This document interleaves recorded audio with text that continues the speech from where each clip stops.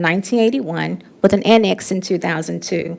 It is structurally outdated and operationally inefficient. Without the investment in a new facility, we risk rising liability like tort, safety risks to staff and detainees, and unsustainable maintenance cost. The cost of doing nothing is continued reliance on repairs, unsustainable emergency spending, risk of lawsuits if the facilities are deemed non-compliant or unsafe. Our detainee population is increasing. The fiscal year 2025 average of all facilities is rapidly approaching 3,000 detainees, and this number continues to increase while staffing remains flat. We need a path forward.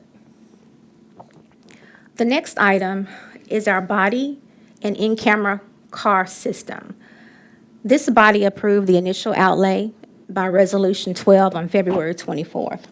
Funding for this public safety technology ensures transparency, officer safety, and legal compliance. This investment continues our current contract and supports rolling equipment replacements through fiscal year 2029. Mobile data terminals, $2.57 million. MDTs are critical technology that enhance communication, efficiency, and officer safety in patrol vehicles. The fiscal year 2027 investment with modernized fleet communication and supports real-time field operations. Jail facility upgrades. So there is a great slide on page 30 that illustrates the need for the jail shower renovations. Jail showers. So when the jail was built, there was not a shower located in the pod. A cell was converted into a shower area, and some pods have 2 stalls, but most have 3. Per TCI standards, there should be 1 shower for every 8 inmates. The old jail does not meet that standard, so we were grandfathered in, whereas the annex does meet the standard. So when the showers were built, there was not a drain installed in the staging area before getting in the actual stall. They used regular carbon steel for the walls and ceiling around the stainless steel stalls. So the stalls are crimped stainless steel, which require us to caulk the seams due to them leaking. So we really need to replace those. So I don't know if you've turned to slide 30, but you can really see the need for new showers. The lower level and tunnel door renovations, that's $1 million. Photos are provided on slides 37 through 38 of the index. The tunnel, lower level, 5th and 6th floor sliding doors are all original to the jail that opened in 1981. There are no parts available from the vendor Southern Fogel Company that installed the doors unless we have those fabricated or have electrical parts rebuilt. 6201 Haley Road, which is Jail East, $300,000. There is a need for 10 HVAC units. The map on slide 39 shows the location of the units on or around the building. Jail East units are original to the building that was opened in 2001. These Lennox units use an outdated and extremely expensive Freon known as R22. The main pod units have 3 compressors, and it costs over $6,000 to replace just 1. The blower fans must run 24/7 to keep air circulating per TCI requirements to have 2 air exchanges per hour. So these units are high mileage. We must replace the Lennox units due to how the units sit on the roof plenum, and any other manufacturer would require transition to fit. And it would take a ladder to work on these units, and we do not want that. Facility renovations and upgrades. So we're requesting $1.2 million for both our facility at 1080 Madison, that's our BPSI area, and then also at 11670 Memphis Arlington Road, there's our substation. So these 2 buildings are over 25 years old, and they have not had any renovation, which has led to significant deterioration of both its interior and exterior. Those photos of those projects are listed on slides 31 through 36. So these capital projects are not aspirational, they are mission critical. They ensure operational continuity, improve safety and service quality, and bring core infrastructure into compliance with modern standards. We ask for continued support in prioritizing and funding these essential projects that support our deputies, detainees, and the community. Next slide, please. This chart lists our grants and special revenue funds that are in the fiscal year 2026 budget. I won't spend time going over those, but should you have any questions, we'll be happy to dig in. But basically, the special revenue fund budget is about right at $3 million, and then the grants are about approximately $2.1 million. Next slide, please. We wanted to give you an update on the fiscal year 2025 jail repairs. So to date, we've requested $16.5 million. Initially, this body gave us $10 million, $5 million from ARPA, $5 million from CIP. Then there was a resolution for $4.5 million to increase our salary restriction, and then there was a resolution where you guys gave us that money back. So there was about $15.9 million received, and the rest has come out of our budget. So we want you to know how those funds have been expended or encumbered to date. The bulk of that has been $6.7 million on doors, $2.3 million on elevators and escalators, $1.4 million on baseboards, and that's $1.4 million also was budgeted in the CIP project. Kitchen equipment was $1.2 million, the touchscreen panel, $1 million, other building improvements, approximately $1 million, the kitchen floor, $703,000, plumbing, and so on. Next slide, please.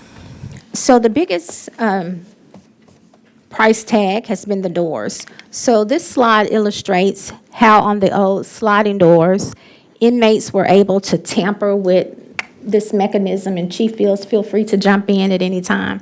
Next slide, please. And this is another depiction of that. And one more slide, please. So this is what the old doors look like. You can see they had the little glass bars, and then there's a food pass tray. The inmates were also able to get their hands inside of those features. Next slide, please. So this is the result of the new doors with hinges. This is a completed pod, and you can see that there is no food pass door that the inmates can get their hands to, and they can't put things in the doors to stop or to keep them, prevent them from closing. And I'm going to turn it over to Chief Fields if he wants to annotate anything about the jail doors. Kirk Fields, Chief Jailer. The repair to the doors have been significant for the jail division. It has reduced our incidents. The doors that we had are no longer in use in terms of there are not vendors out there to repair them because the parts are obsolete. So we got with these new doors, these swing doors, which are pretty much tamper-proof. Nothing is tamper-proof, but it's harder to create problems with these doors. We have warning lights on the doors. We have proper ventilation for the cells. These doors have been a lifesaver for the jail division compared to the old doors. We were having to remanufacture parts on the old doors because there are no vendors out there that actually has these parts anymore because it's so outdated.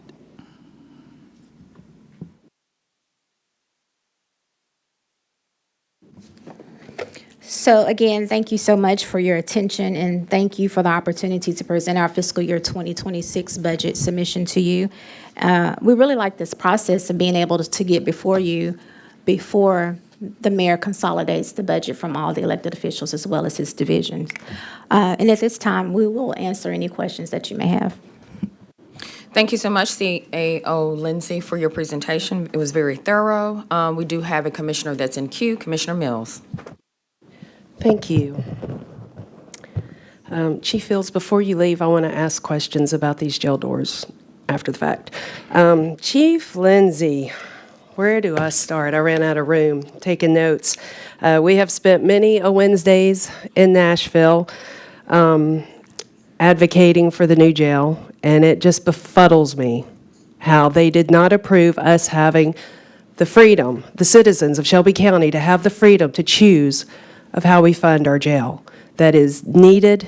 It is not a want. It is a necessary that we are required to have. And I still have not really comprehended what we witnessed up there. It is just, I don't even have words for it. I'm so frustrated. The salary restrictions, let's go back to that. I think we are the only county in the state of Tennessee that balances our budget off the backs of other elected officials, specifically law enforcement, which is essentially, some people cringe at this word, but it is defunding the police with salary restrictions. And I know there was a House bill up there that was trying to prevent this, because it's not only you. Spoke to Trustee Newman last week. We saw her in Nashville. She was up there on that too, and that failed because of the same legislator that I'm still trying to wrap my head around. Moving forward, there is a new, that you briefly mentioned, little caveat to this now, that House Bill 307 did pass. And the sheriff, the trustee, the assessor, clerk, Register of Deeds are no longer charter officers. They are now constitutional officers, which means now they take us to court when this kind of stuff happens. And so now it's a whole new playing field that could have been addressed had the legislator not derailed. As far as the budget resolution, we have got to pay better attention to that. What you said before the presentation, I would love to have a copy of everything you said. I left my notes at home, like I said to you before the meeting started. And a lot of that was in there, but yours sounds a lot more put together than what I had. I would like to have that. And if those two paragraphs are in there again, I will personally make a motion to remove them. So I wanted to say that.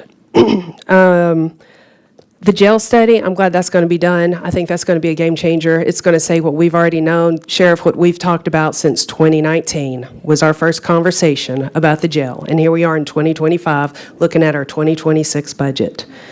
Medical retirement is a top priority for me to get addressed. And that's another thing that 306 was going to address, which I'm so frustrated about. And how much of a rebate are we going to get on those guns? Just random number that caught my attention. Alicia Lindsay, Chief Administrative Officer, Shelby County Sheriff's Office. It really depends on the time of the exchange, and we'll be happy to share that information once we know more. Okay. My time is up. I've got a whole lot more to go. I basically commented on that with my frustrations. I'll get back in the queue. Thank you. Thank you, Commissioner Mills. Commissioner Ford, you're in the queue. Before I get to my 6 questions, you hit some of the things I was going to say. And I'm going to say it because numbers don't lie, but lies do numbers. We live in a world where people's only desire, unfortunately, is to be reelected or run for another position off the backs of law enforcement. I'm going to put that out there right now, and if somebody wants to say that's not true, well, let's look at your record.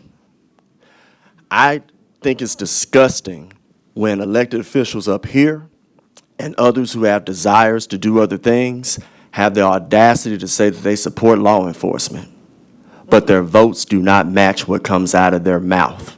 Maybe that's in practice. Maybe they've been doing that all their life and they just happen to be elected. They don't need to be elected in 2026. I'm going to use the phrase defund the police. I know some people in Nashville were triggered by it, but you know what? I could ask you some questions right now, Ms. Lindsay, and the sheriff, some quick yes or no questions. I already know the answers to them. And I saw Michael Thompson grab one of those green folders, so I know he's going to have some things that he's going to say. So he and I have already had the conversation saying, let's go ahead and have that conversation again. Some of the stuff's going to be ad nauseum, but you got people that will, and you got 2 mayoral candidates, one saying, I support law enforcement, but he's been defunding y'all since 2021.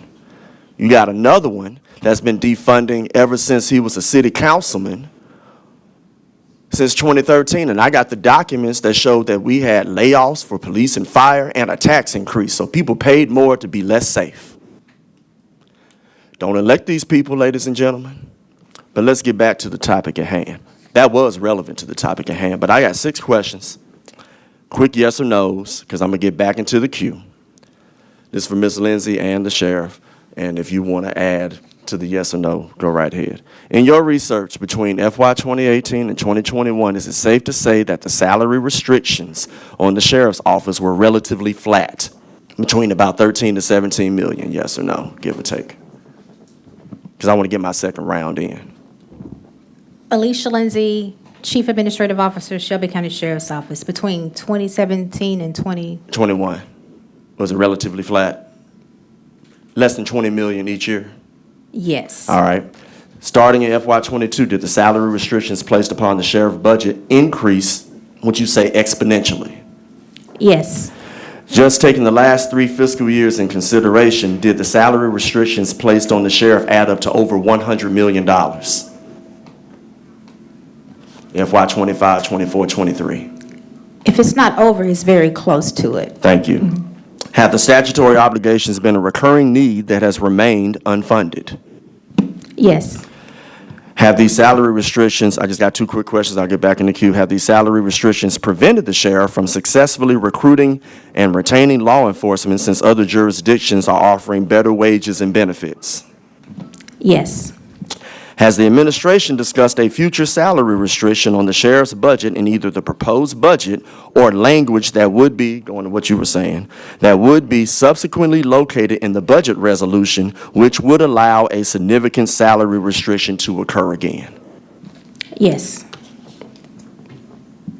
I didn't know if Commissioner Mills wanted to get back in the queue, but I'll get back in. No, I'll get back in to be fair to the rules. Thank you.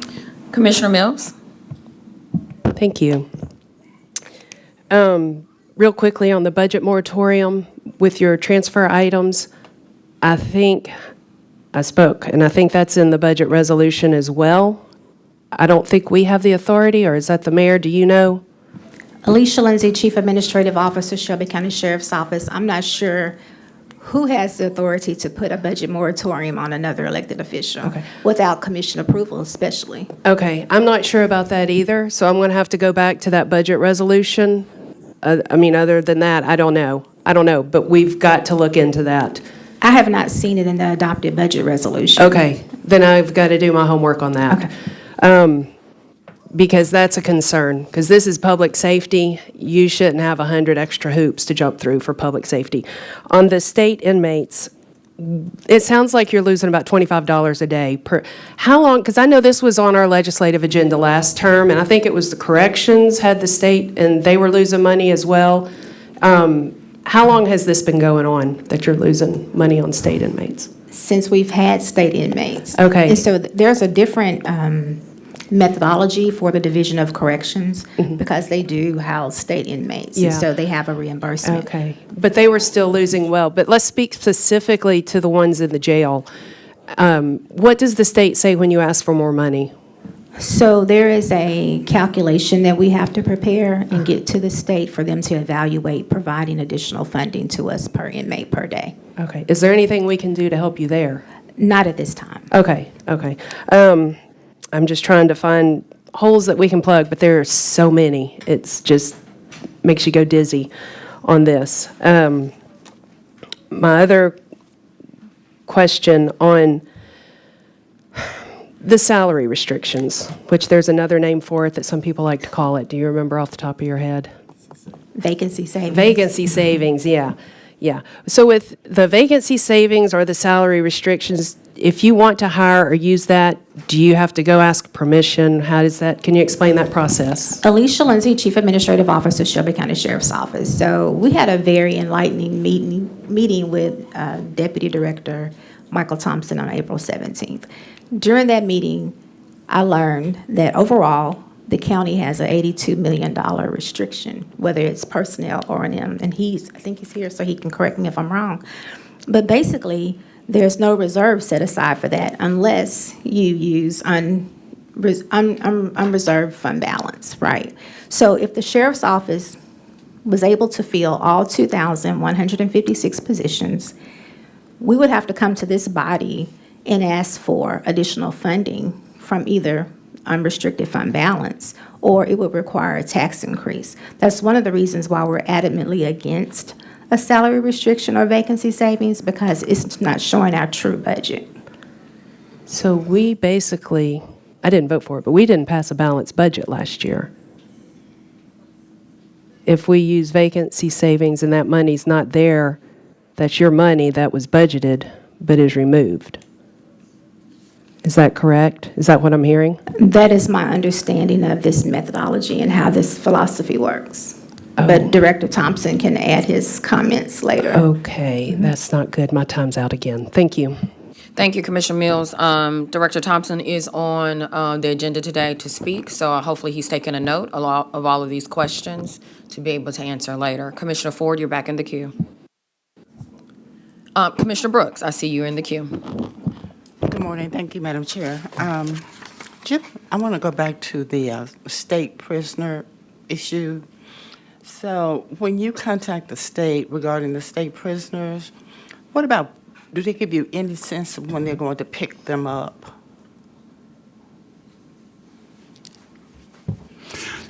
Shelby County Sheriff Floyd Bonner. Commissioner, when you say pick them up, you meaning that Come and get transferring them from our jail to state facilities? Where they're supposed to be, because Right, we're right. holding them, Right. and then they're not paying you. Right. So either they pay you or they need to come and get them.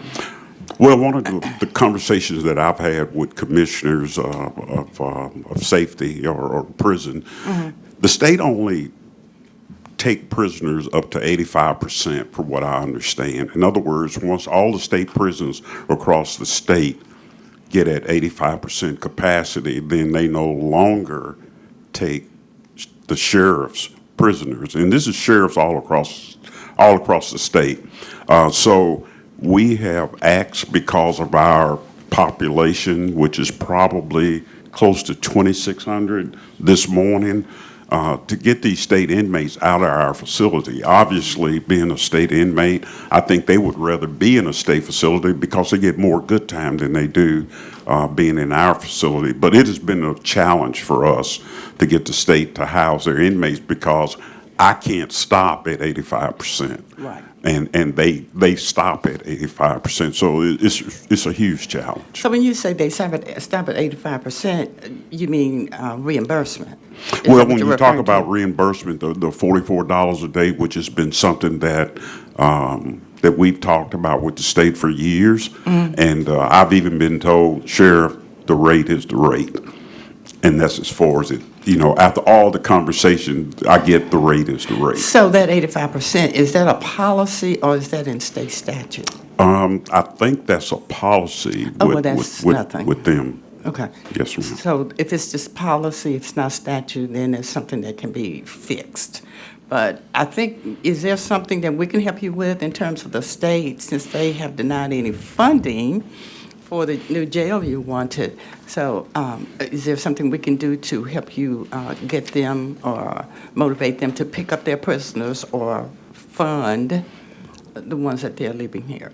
Well, I think talking with our legislators here in Shelby County, because I do think the rate needs to be more. I mean, obviously, $44 a day is not covering the expense of a state inmate that's in our facility. Again, the correction center is a little bit different in that they do have state inmates, but they also have federal inmates. Okay, so one more question. I know I'm out of time, but I'm trying to understand, what is the justification you're getting from them as to why they can't pick them up with, considering, all those smart people, that they know what our situation is down here, the condition of the facility, overcrowdedness and all of that. What are they saying to you?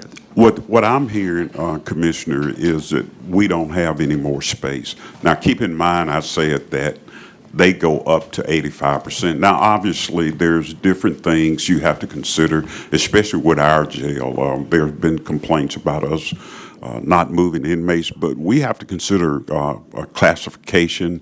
In other words, we have to keep prey from predators. And so there's a lot of things that go into where an inmate is particularly housed in our jail, and I would imagine it's the same with the state. But they only go up to 85%. Thank you, Commissioner Brooks. Thank you, Sheriff Bonner. Commissioner Ford, you're in the queue. $82 million across the board on salary restrictions. This was not the case a few years ago. Let me talk about what the case was a few years ago so I can talk about the past and the present and hopefully not a bad future for the Sheriff's Division. FY21 and a couple of people that'll be speaking and whatnot were not here in 2021. Raises were given. Compliance with fund balance policy was there, almost $100 million. Electeds didn't have to sign a piece of paper and say, hey, we want what we should have as electeds. They got their needs fiscally taken care of within the budget. Their compression issues regarding their employees were resolved. And the salary restriction for the sheriff was flat. As a matter of fact, in 2021, I think the salary restriction was less than it was in 2020. I think it dropped. You can help me out with that. From FY20 to 21, was there a decrease? Alicia Lindsay, Chief Administrative Officer, Shelby County Sheriff's Office, yes. It went from 16.4 million in 2020 to 14.7 million in 21. It did. So basically, we took care of our business in a fiscally responsible way. Then the wheels fell off the axles, the engine light came on, it was a mess. I'm only one of 13, but if 7 people want to decide they want to defund y'all again for their own benefit, I'm only one. I'll be the minority every single time. Commissioner Mills and I are working collectively on the medical retirement piece. You sent an email to me regarding some actuarial studies on something else, but I asked to hold off because we did not know what was going to happen here, and we don't know what's going to happen by the time June 30th comes around. We have no idea. So I wouldn't even want to entertain anything until all options have been exhausted.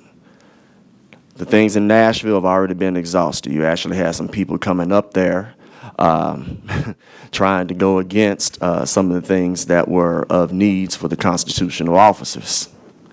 It's been brought to my attention that our lobbyist was being used by another group. I'm going to be asking questions whenever he comes up because he's going to want to get paid. But what I'm simply going to ask, and we're at the point now to where talk is cheap, Sheriff.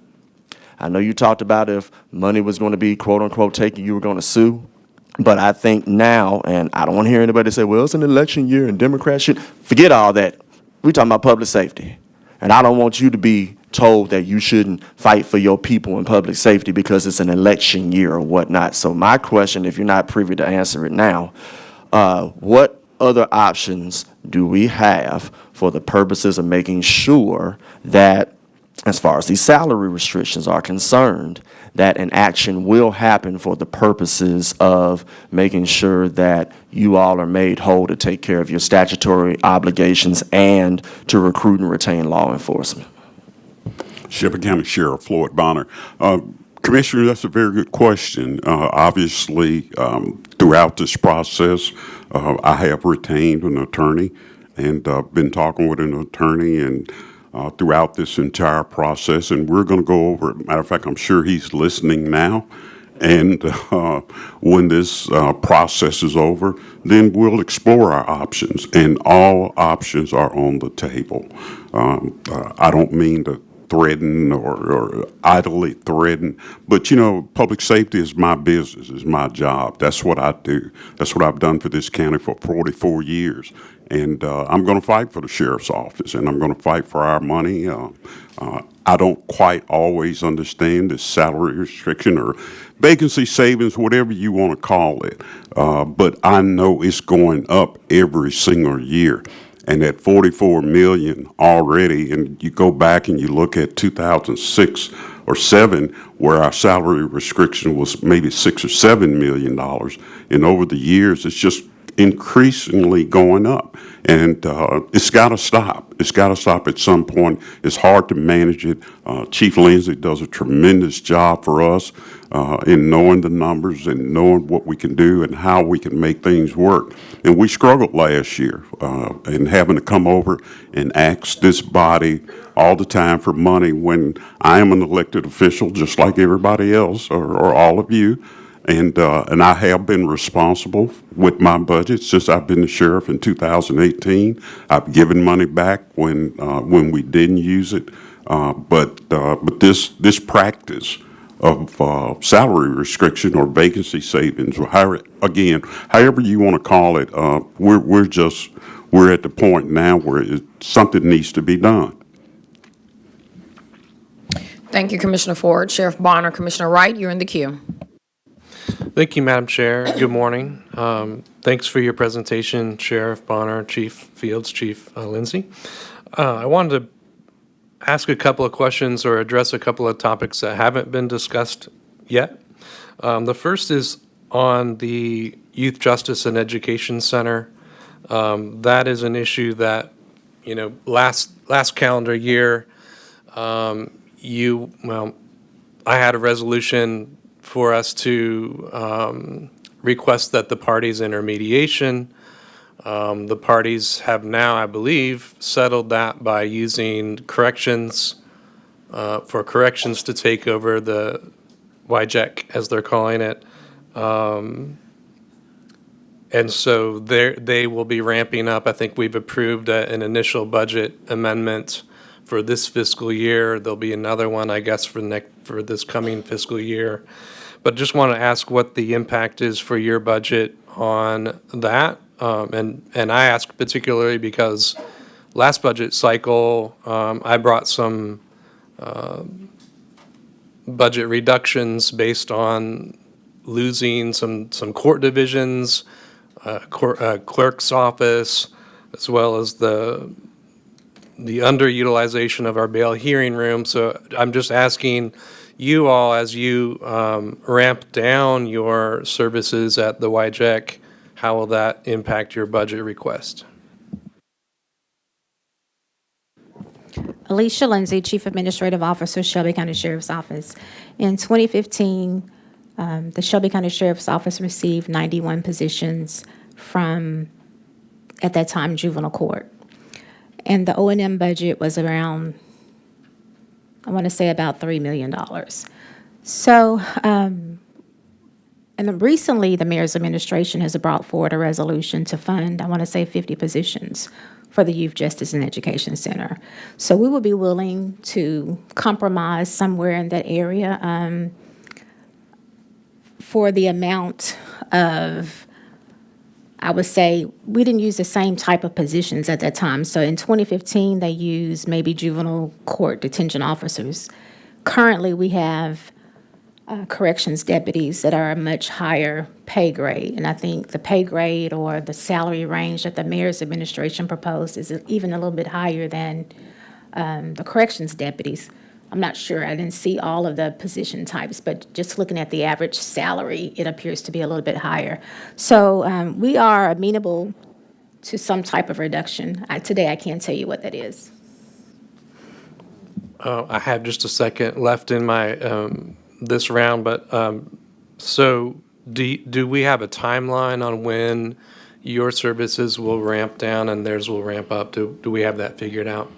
Yes, Commissioner, Shelby County Sheriff Floyd Bonner. I think we're looking at by October the 1st that Shelby County Sheriff's detention officers will be out and Shelby County corrections officers from the penal farm will take over the YJAC. Chief Fields is meeting with Director Alexander now, and we're doing a transition plan and even hoping we're going to stay as long as we need to stay to help transition and train those officers because there are certain requirements that they must have to work with juveniles. So we're not abandoning YJAC. Yes, I need those 60 officers downtown or at the other facilities like I've been saying all along. But hopefully, and I believe it will be a smooth transition. Chief Fields and Director Alexander, we met, we talked, and I think everything is on schedule right now. Thank you, Commissioner Wright. Thank you, Sheriff Bonner. I don't see any.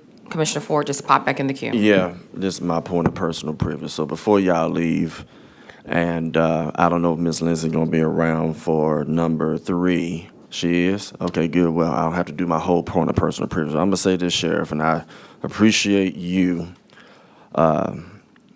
You've been treated so disrespectfully these last 8 years. Well, 7. You have. I'm just gonna go ahead and simply say that because anybody else, they would probably get what they need for their folks. I sincerely hope that whatever actions need to happen are not just in written or verbal form, that they're actions. And I'm going to say to anybody who's a law enforcement officer for Shelby County, the sheriff cannot do it by himself. If this was MPA or the IAFF, they would fill up upstairs and downstairs regarding their compensation and regarding their benefits. So for all those thousands of individuals, you really only got one opportunity left. We get a lot of emails, we do, about this, that, and the other that others are getting. And when they start getting it from other groups, they say, oh, I go to Memphis and do this. I can go to Collierville. I can go to Mississippi. I can go to Arkansas. We really only got one shot left to make things right. So for all those law enforcement officers that are saying we want the same benefits or better that others have, I need you to support your sheriff. And if you have to fill those seats, just like City Hall gets filled every single year when they go to impasse, and they a lot of times get either everything that they want or partially what they want. Over here, you may see 1, 2, or 3 people. And I think the perception is, oh, well, they're not going to show up. Let's go do whatever we want. So again, Sheriff, you can't do it by yourself, but I will need that action from you. Because without your action, those that are fighting for you, there's really going to be nothing to fight about if we don't have some tool in the toolbox and those individuals that will be affected to express their concerns. So for all those law enforcement officers, you really only got one shot left. Just don't be like, well, we want you to support it, then we ask you to come down. Oh, well, I'm busy. Okay, well, I guess you got to wait another 10 or 20 years. By that time, you'll be 67 and a half years old, then you can get your benefits. Do you want that to happen? You already know where I'm at on that. So that's my point of personal privilege, and I'm glad you're staying around for the compensation study. Thank you. Commissioner Wright, you're back in the queue. Thank you again, Madam Chair. So I have 3 more topic areas to discuss, so let me just put them all out, and then I'll let you address them however you prefer. So the first is on the staffing. Just wanted an update on where things stand with your complement, and where do we stand this year against last year in terms of recruiting and retaining employees. What do your vacancies look like? I guess maybe I should ask funded vacancies, or just overall, what's the need versus where we're at now? Next is on the comptroller's report. I imagine probably someone in your office spoke with them. They were here to do a study on the Justice Center in general. They gave us a report with some recommendations.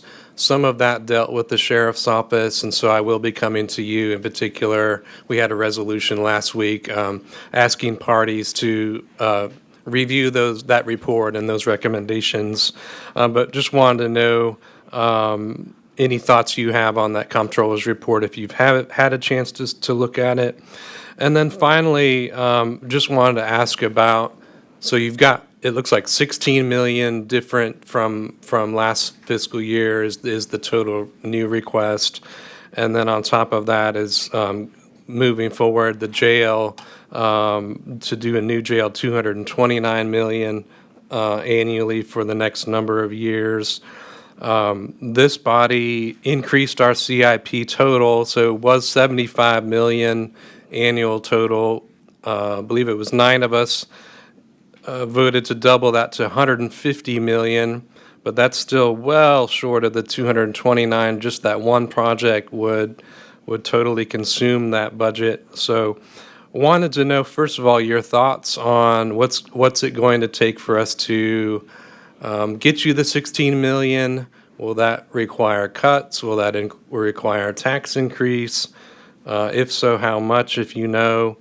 But then on the jail side, so we're still waiting on the CTAS study. You said it May 6th, I believe you said. Where does this number come from? And in particular, is that covering just the jail? Is that envisioning rebuilding on the same site, looking at a new site? Does it include jail and courts, all of that? So that's a lot of questions, but those are my questions I've got. Thank you. Yeah, Commissioner, that has a lot of questions. Let me try to address some of it. As again, the jail study will be hopefully completed on May the 6th. I'm not sure if CTAS will look at the current location or a different location. I'm thinking it's going to be both, and because I can't see, we can't tear this facility down and do nothing with 2,600 inmates right now. So I'm sure there's going to be another site that's going to be mentioned in all of that. In the comptroller's report, I did get a chance to see some of that and the totality of McNally's request and wanting to see, what the justice, it's a lot in that report. It's not only the sheriff's office, but the judges, pretrial, on DA's office. And I think the thing that I'm really kind of taken away with is that we're in the process now of hiring, again, another person, an expediter, if you want to call it that, to get the judges to see that these detainees that have been in court, that's been incarcerated for X amount of days, 300 and 400 days, why these cases are not moving. Can we move them?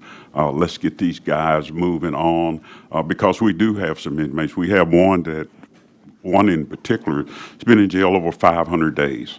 Well over 500 days, and that case has not moved for whatever reason. That's not on the sheriff's office. That's on the courts. That's on the DA's office. That's on the public defender's office. And I'm not blaming any of them, but what I'm telling you is that the jail should not house a person for over 500 days before their case is heard. And so someone's got to be looking at the totality of all of this, looking at the length of stay that these detainees are staying in jail, and move through the justice system. I know that there's been that one particular case has been, it's kind of like playing hot potato between mental evaluations and other things that have just slowed that one particular case down. But again, we still have some with 300 days there. And so if you look at what the report is saying, it's the whole entire criminal justice cogwheel, the whole thing. And we're going to have to sit down collectively and try to find a better path. I meet with a lot of people regarding the justice wheel, and hopefully we can come to some kind of conclusion with the judges to move these cases along, get these people either have the trial and they move on, or get them out of our facility one way or the other. Now, I will let Chief Lindsay, because she is the numbers expert for us, kind of hit some of the points that you were asking as well. Alicia Lindsay, Chief Administrative Officer, Shelby County Sheriff's Office. Commissioner Wright, our recruiting efforts, you can find those on slides 23 through 25 in the presentation. As it relates to field positions and vacant positions, this includes our total complement, both permanent and temporary. So we have 2,256 positions. Of that number, 1,547 are filled, the remaining are vacant. As to your question regarding the $16 million in additional funding and whether that would require a tax increase or where would the funding come from, as you know, 2025 is a reappraisal year. So we don't have a certified tax rate yet that I'm aware of. So it's difficult to answer that question because I don't know what the entire countywide budget is or what the certified tax rate is. If the tax rate remained at 339, then no, there would not be a need for an increase. Can you speak to, let's see, I thought there was one, pardon me, Madam Chair. On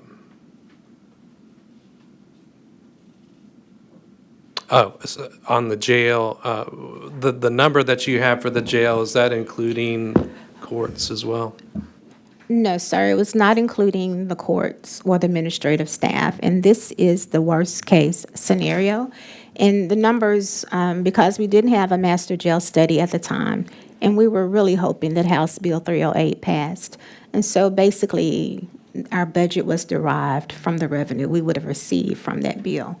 So it is a worst-case scenario, and we anticipate that the cost would not be as high. However, building supplies are going up due to tariffs.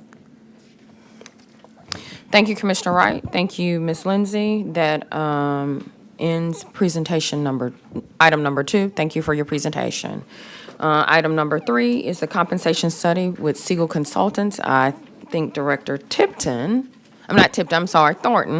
I was looking at both y'all at the same time, will be coming for this item.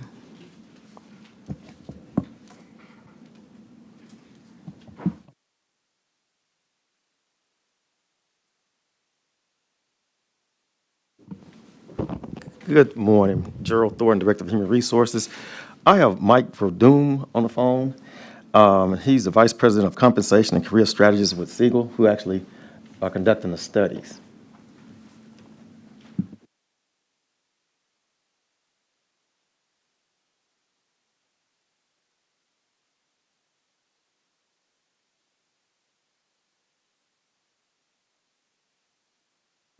Sir, if you can please unmute yourself, that way we'll be able to hear you on our system.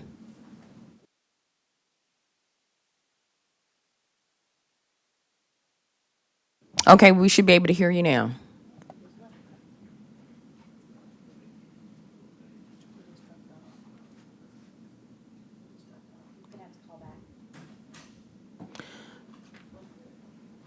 Director Thornton, do you want to take a moment to reach back out to him? Yes, in the meantime, I can, while he's trying to get back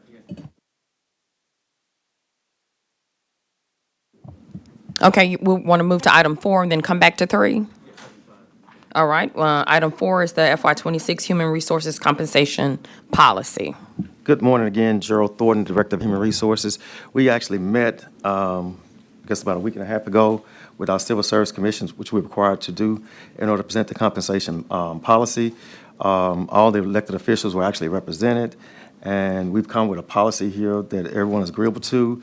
There were very few changes to the policy, whereas we did change from the charter officers to the constitutional officers, and we also codified the language where you all previously passed a resolution requiring the commission, the Human Resources, primarily my office, to meet with the electeds prior to presentation before you guys, as well as to the Civil Service Merit Board. Everyone had their input, and right now there are no confusions as we had last time, and we're asking for the approval of the compensation policy for 2026. All right, now, Director Thornton, you actually have a presentation, so you didn't want to do your presentation. I do have an appearance card on this item. Presentation, yes, I'm finished with my presentation on compensation policy itself, so. Okay. Yeah, that's fine, whoever you have. Okay, I'm waiting on her to come back in because the appearance card was from Ms. Lindsay Oh, okay, on the compensation policy. okay.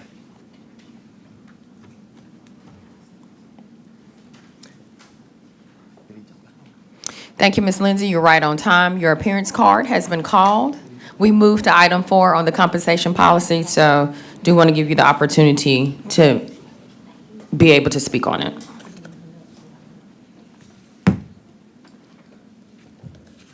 Compensation policy, right?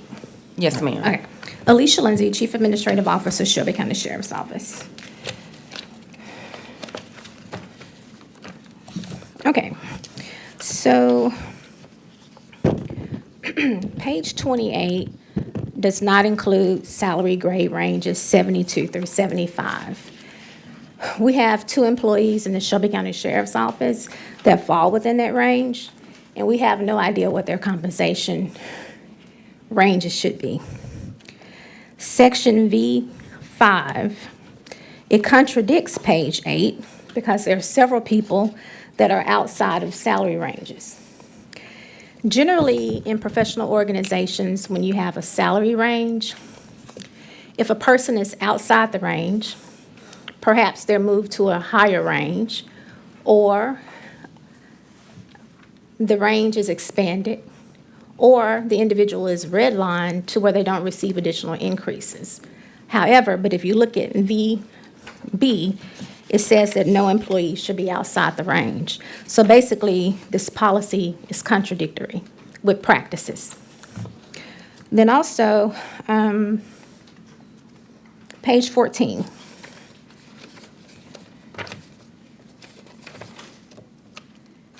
Under G, the very last bullet, the Shelby County Sheriff's Office does not agree with this restriction being in the compensation policy. Ms. Lindsay, are you stating this last bullet referring to public safety positions? Yes, ma'am. Director Thornton? Good morning, Gerald Thornton, Director of Human Resources. All the elected officials got together and we voted. It wasn't unanimous, but pursuant to what Commissioner Whaley as well as this body asked for was that instead of the administration making all these decisions, that the electeds get together, and the electeds got together, and they voted against some of the things she just voted for. So I don't think this is the proper body at this time period to come and try to overturn what the electeds have mutually agreed upon. So I can understand what she's saying, but yet and still, this is what the elected body asked for. The sheriff is not an isolated elected official. You all asked the director of HR to get together with all the elected officials. We did last Tuesday, and some of these very issues were presented then, and the other electeds said no. So one elected official can't come in and just override what has been said. All right, Director Thornton, thank you for your response. I see Trustee Newman coming, but I wanted to go ahead and give Ms. Lindsay an opportunity to respond because this is still her appearance card. Alicia Lindsay, Chief Administrative Officer, Shelby County Sheriff's Office. The sheriff is the only elected official that's responsible for public safety. And at the time, we did agree with it. We had some reservations about it. But now, since House Bill 307 has passed, we are not in agreement with it. And I also have questions in general about the compensation policy, especially as it deals with appointed positions, because this policy is approved by the Civil Service Merit Board, which does not cover appointed positions. And so when you have position grades like 72 through 75, which was addressed during the meeting on the 15th, however, we were told those ranges would not be put in here. Consistencies of not including all ranges of positions, why do you even have appointed positions in a policy that is approved by the Civil Service Merit Board? And I did bring these things up, and yes, they were denied, but this is the final stop, so I'm bringing these things to your attention. Thank you, Ms. Lindsay. Trustee Newman. Regina Newman, Shelby County Trustee, 157 Poplar. I just wanted to clarify something that was said, and that is the electeds did not vote against anything the sheriff wanted. We didn't vote. The various proposals were presented to the Civil Service Merit Board, and the Civil Service Merit Board either accepted it and they became part of the red line, or they didn't, and this was one that didn't get included. But the electeds did not vote against the sheriff's requests. Thank you. Thank you for that clarification. Trustee Newman, Commissioner Mills, you're in the queue. Thank you. And my question, I have not studied this cover to cover today, but if you could help me, I have a question with appointed salaries and our electeds. I know some appointed people have gotten pay increases, and I remember from Ford's list, it's above what it's bigger. Yeah. So my question is, with the appointed pay differences, are there now appointed people getting paid more than elected people, as in At this the trust, and my question is, when did that start? Or, Gerald Thornton, Director of Human Resources, the answer to your question is no. There was an office that actually presented a proposal to actually pay their appointees more than their elected official. However, as Director of HR, we actually stopped that because we do have to have a stopgap manager out there to prevent such. so nobody in the mayor's administration gets paid more than the trustee or the assessor or the clerk or anybody else? You said the elected officials, Elected officials, the people elected to office in Shelby Oh, County you- government. okay, I'm thinking like, for instance, Trustee Newman, did she have someone on her staff getting paid No, more I'm than her? talking as a whole Shelby County government. I would probably say yes, maybe 2 people or so in Shelby County government. 2 people? Maybe 2. I don't know exactly the numbers, I can't say. Okay. But if I look at the sheriff's department, I would say that I know his deputy, as well as maybe the CAO, gets paid more than the elected officials as well. The administration, Gerald. No, the question was, is there anyone in Shelby County government As a whole, getting the paid mayor, more? Right. the Exactly. And I'm saying- trustee, the sheriff, the clerk, everybody. Right. And I'm saying there are probably several people who are actually getting paid more money than the various elected officials, but the elected officials' salaries are dependent upon what CTAS set, not what the commission sets itself. The elected officials' salaries are based upon state law. Yeah, CTAS. but, okay, then my question is, when did that start? Did it start before we came on board, or this mayor? Has it always been a thing? I'm just trying to see, as we're about to hear the compensation study, where are we now? And are there people being paid more? And is this new to, since the 8 years I've been on, or has it always been a practice? It's always been a practice because, from my understanding, that's a good question. Gerald Thornton, Director of Human Resources, when it comes to law enforcement has typically gotten paid more money at the elected officials, even over the various elected officials before CTAS really kicked in. So there's always been a pattern or practice where, especially in law enforcement, I can understand that, respectful to the sheriff's department, where they've gotten paid more money than several elected officials. There are chief deputies and the like. I can't tell if you're not understanding my question No, I or understand your dodging question. my question. No, I'm not dodging. No, I I'm understand. out of time. No, Do you know what I'm trying to ask? Can you clear it up if you have time No, with your 3 let minutes? me repeat for you Okay. what you're asking me, okay, respectfully. What you're asking me is, and I said this respectfully, is there anyone in Shelby County government getting paid more money than the elected officials? Elected officials like the trustee here, when it comes to Clerk Halbert and the others. And my answer to you respectfully is, I'm pretty certain that there are several individuals in Shelby County government that are getting paid more money than some of the elected officials. The elected officials across the board get paid the same amount of money pursuant to state statute, which is CTAS. So, yes, if you look at maybe even the mayor's administration, maybe 1 or 2 people may be getting paid more money than some of the elected officials. And that's always been a practice? That's It's always been a nothing practice. new? It That's nothing hasn't new. changed or No, anything? no, Okay, no, okay, no, thank you. It is not. I understood your question from the start. Okay, Did. thank you. Thank you, Commissioner Mills. Commissioner Ford, you're in the queue.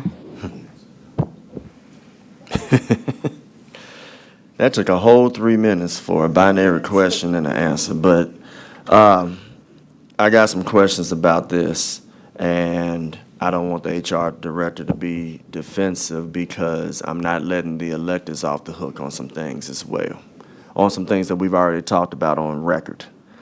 To go back to those salaries, I have the last incumbency report. And there are several individuals that are not only making more than those electeds, they are completely out of range with the aforementioned compensation policy. You can look at some of these salary grades that are on the incumbency reports, and you will see that a lot of people that think that they're elected but they're appointed are out of the ranges on the existing compensation. And I'm talking about the next to last page that says salary grade ranges FY2026. You can go all the way back 3 years ago, and some of these same individuals, whether they have the same position or not, are at a higher, they created their own maximum. So the real question should be, how did that happen? Well, This body didn't vote for it, but when we have a budget go out, especially that extra $18 million that we gave the administration, a lot of that money could go to adding increases. I even had to put Marcy up in there. I was like, look, you worth every penny, Miss Ingram. But that lady that sits next to you, she got 3 raises in the last 3 years. I know some of the working poor would love to have at least one good raise within their 3 years, and that's why some of these electeds are down here. But this is where I said I'm not letting some of the electeds off the hook. It's not all of y'all, but it's some. And some of the people that are going to be asking, I'm letting you know right now, some of you electeds, I'm going to be a no on your budget. Because if you're coming down saying you're trying to help the working poor and you get the latitude, just like what Mr. Thornton and I talked about, to where after that money's out the window, they'll go use a compensation paragraph to go do whatever they want to with that money. Don't come back with the same line and say that, oh, well, I want to help out the working poor again. No, you helping yourself and your people. And then I need to ask, are you running for re-election or are you running for something else? And I don't mind asking that on record. But my question, Mr. Thornton, there are other salary ranges, like in the 70s for attorneys. I remember I brought this up before. You said that those changes would be made in this compensation policy, but I still see it going up to 66. But you got some of the attorneys that have like 72, 74 and whatnot. Where are those? I don't see those changes in this new policy, and we discussed that. So do we need to modify that accordingly? Because you know what numbers I'm talking about. Pursuant to Gerald Thornton, Director of Human Resources, sometimes you all put me in a position where I have to be the watchdog. And it's not necessarily a favorable position. Okay. Because oftentimes I do, and I'm not going to call anyone out in this room, but we get proposals where you all will give a civil service position, and then they'll say, let's divide this money up and give all my elected people $20,000, $25,000 raise. It happens more often than you all know. Me as Director of HR have to sit there and say, no, no, no, no, no, no. The ranges that you're making reference to is where CAO, Morroy, Aluko, and now the County Attorney's Office are actually outside of the range because of the fact that the state passed a law that allows for DAs and public defenders to get a certain amount of money. We don't control that. That's the state legislature. And so we can't anticipate everything that you all may think we're going to do here. We're trying to keep the ranges all the way up to 66, because it's in at 64, I think, last year, and keep individuals that we do have some control over their salaries. Because if it was up to some of the elected officials, they would pay their people more money than they would get paid. Yeah. So you make me the watchdog, and then I come down here, and then all of a sudden, it's like you treat me like a dog, okay? So with that being said, the 66 range was created with a minimum and a maximum. Okay, the maximum is $282,000. For instance, let me give you an example. If we're looking for a surgeon for Shelby County government, we cannot pay that surgeon, hypothetically, $150,000. We're looking for dentists and other individuals. So we should have the latitude within administration, or you should have latitude, in order to hire a qualified person. Now, here the electeds saying that they don't like what's going on with the compensation policy, but if you go behind the scenes and ask the electeds really what is their intent and their motivation, it is to give their people $40,000 and $50,000 pay increases. And they would be definitely outside of this range. But again, you all make me the watchdog. And I've taken on that task for the last 4 years, and I'll continue doing that. But yet and still, talk to some of these individuals and ask, what is your true motivation when you come down here and ask for these things? Because I know you all have a conversation with them. Ask them. What is your true motivation? Why are you sitting here and asking for, I want to be off the range, right? I'll use CAO Lindsay, for instance. CAO Lindsay's position is actually covered by the charter.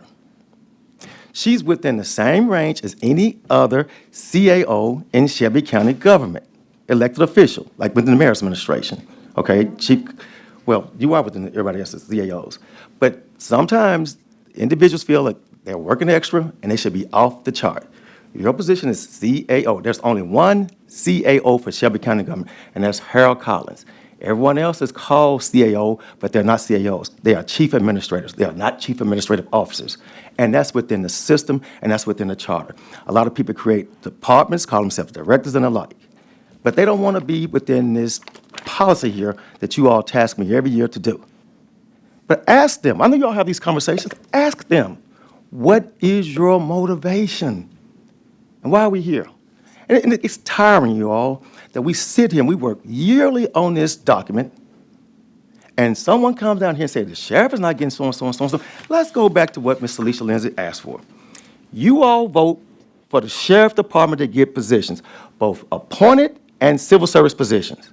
Why should the sheriff have the autonomy or the authority to take a civil service position that you created for law enforcement? I hear law enforcement defunding the police. And he can take that same civil service position and make it an appointed position and give it to his people. That's not right. Ms. Howard's not giving that authority. Trustee Newman's not getting that authority. But yet and still, we're very sensitive to certain people. The sheriff should not be given that same authority nor the autonomy to take a civil service position that you all create and say, I want to give my people some pay raises. My appointed staff. Director Thornton, I'm not sure if you are exactly answering his question. Okay. Oh, I did. Okay, just wanted to make sure within that because it went a little bit longer. Commissioner Ford, you're back in the queue. Okay, and if nobody else wanted to get in, I'll go ahead and start back up. So let's discuss what we can control. So thank you for talking about what cannot be controlled by state law. So let's talk about what we can control. And as I said, I'm not letting anybody off the hook. So we can agree that there are out-of-range salaries regarding the administration because that's what the document out of your office shows if we look at the compensation. I'm going to get to the other people in a second, so let me just go through everything. That is a fact. There are out-of-range salaries for administration right now. Administration or who? Because if you look at when you say administration, maybe I tell you what, can you put a pin in that? Let me get these 3 minutes Okay, out the way. please, go ahead. Yeah, go and put a note in real quick. So I'm talking about as far as not the county attorney or the CAO, but like your finance person, your deputy, and all of those. When you start looking at some of, I'm going by the min and max. There are some that are out of range, and I can show the documentation on where they're out of range. So after the budget is passed, it's back with the mayor and you and others to where, that's why I asked for incumbency reports to see, has anybody gotten an increase? And that actually happens. Now, I'm not going to say that you should be against getting a raise, but at the same time, looking at the entire picture, if there are out-of-range salaries for several individuals in the administration, I'm not giving a pass to the electeds that want to do the same thing. Now, I will say this, and we can agree to disagree. If that elected is within their budget that was passed by this body, and they need that latitude, that's different from them coming down saying, well, I don't have it in my budget. Can you take it out of fund balance? That's a different thing. Not yet. I still got 57 seconds. That's where this commissioner's frustration is, to where when I see electeds come down saying they want to elevate people, but then when I see the people that are elevated making $160,000 a year and the working poor is still at the same dollar amount that was given, that's my frustration. So it's really two buckets. I see out-of-range salaries for administration, but I also see when electeds come to us, there are only 3 electeds that I know that stay within their budget and they ask for the latitude. I won't say who they are, but when you start seeing me vote no on particular people, I'm going to bring out that information. And in my last 20 seconds, is there something, since you're taking notes, Mr. Thornton, is there a way where if an elected comes to us and says, well, we're going to help out the lowest of the low, and we're going to give them this, that, and the other, and then we come back and find out that, oh, you really didn't do that. You really gave your number 2 in charge another $60,000. What can be done in this policy? Because you stated there's something in the policy to where after money is out the door, that elected will start doing whatever he or she is going to do, which would be different than what they came down here begging like Keith Sweat at the dais. And I just want to make sure that you know it's not just, it's everybody that I'm asking about. So I'm done with that. I hope you can answer some of that for me. especially the key sweat part, but yeah. I was about to say something, but I'm not. McKee Sweat, Gerald Thornton, Director of Human Resources. Again, and I appreciate the question, that's why you all have made me the watchdog, because of the fact that we have to keep the electeds in, I guess, a pocket. Because what we do is, when they make an attempt to actually raise their salaries of their CAOs, deputy CAOs, create extra positions, then we do use this particular scale here, and we will allow them to know, or we call them, I personally call them and say, listen, you're about to pay your CAO more money than you're paying the county attorney or whatever. They may get upset with me, but yet and still, that happens. And they'll say, okay, fine. Now, I did hear you say something that's very interesting. You talked about, you're saying individuals, elected officials who have a surplus of funds, I know Michael Thompson like hearing that, should have the latitude to give raises to their appointed staff as they so choose. And I totally disagree with you respectfully, because of the fact that, again, I love the sheriff death. He and I go back 40 years. But the sheriff always have a surplus in money. So what you're telling me, the $44 million he may have, or whatever he may have in his budget left over, that he should be just divide that up amongst his appointed staff and not have any control over the salaries? That's ludicrous. So instead of hiring deputies, then we just don't hire deputies, and then we just give it to our appointed staff. You have people making $1 million a year. I'm sure Ms. Lindsay is worth $1 million a year, but according to Shelby County, she's not. So, again, respectfully, no. Just because I have a surplus in money in my budget does not give the latitude to the elected official to give those salary increases as they so choose. All right, our chair has needed to excuse herself for the moment, so I'm not sure if we're still on part 4 or where we are. I see Ms. Lindsay asking for the floor. Chief Lindsay, you're recognized. Alicia Lindsay, Chief Administrative Officer, Shelby County Sheriff's Office. And Mr. Thornton, thank you for using me as an example, but I don't think it addressed Commissioner Ford's question, which was, why aren't grades 72 through 75 included on page 28 of the comp policy? And then I want to go back because I think you may have conflated some issues. So the point that I made regarding page 14 is regarding the public safety positions cannot be reclassified to non-public safety positions without approval by the county human resources. So I will say that the mayor's administration does not have veto authority over another elected official's budget. And so that's the reason why we want this verbiage stricken from this compensation policy. And so you conflated this issue with the second bullet in that same paragraph under restrictions that says budget funding within unclassified positions, classified positions, full-time permanent positions, and part-time permanent positions is equally available for funding reclassification, equity reviews, and other salary adjustments within all said categories and types. So I believe you contradicted yourself. You did. And that's all I have to say. Thank you. Gerald Thornton, Director of Human Resources. I've been here for 4 years, and this has always been a contentious issue. Commissioner Whaley and others, you all voted, and you all created a resolution amongst the electeds that this matter go before the Civil Service Review Board. That's statutory, and we did that. The CSMB reviewed this, and believe me, it was me against 20 elected officials last week. I didn't vote this in. The CSMB did this. Civil Service Merit Board voted this in. And the Civil Service Merit Board saw it fit. Now, they will allow the elected officials, who sit beside me and others sit behind me, to give their positions. Now it's, we don't care what the Civil Service Merit Board says. We want to come back down here and have another bite at the apple. So, choose your poison. You passed the resolution. You asked for the 10-day review, Commission. You asked me to change this policy, and I did. You asked me to give it to elected officials, and I did. Now, we don't want to comply with the rule of us not being able to use a civil service position for appointed salaries. But yet still I'm hearing that there's a shortage of people in the jail. You have a shortage of law enforcement officers. So I can just willy-nilly just take some of those positions that you vote on and say, well, now, not just the sheriff, I'm not picking on the sheriff, that person should be able to just change that position and make it an appointed position. I didn't ask for it to be reviewed by the Director of Human Resources.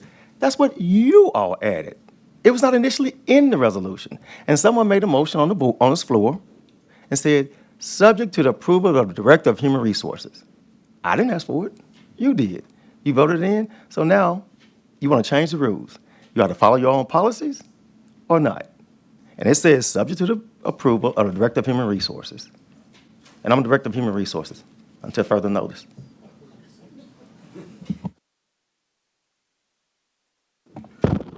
Ms. Lindsay, I'll let you make the comment. There are no more commissioners in queue, so this will be the last comment on this item. Thank you, Commissioner Bibbs. I think the body met in February, and I think prior to that, there had not been a Civil Service Merit Board meeting. I think all the communication occurred via email. Then there was a meeting with the electeds, which I don't think was noticed. I think it's a public meeting that was not noticed. So during that meeting, some of these things did come up.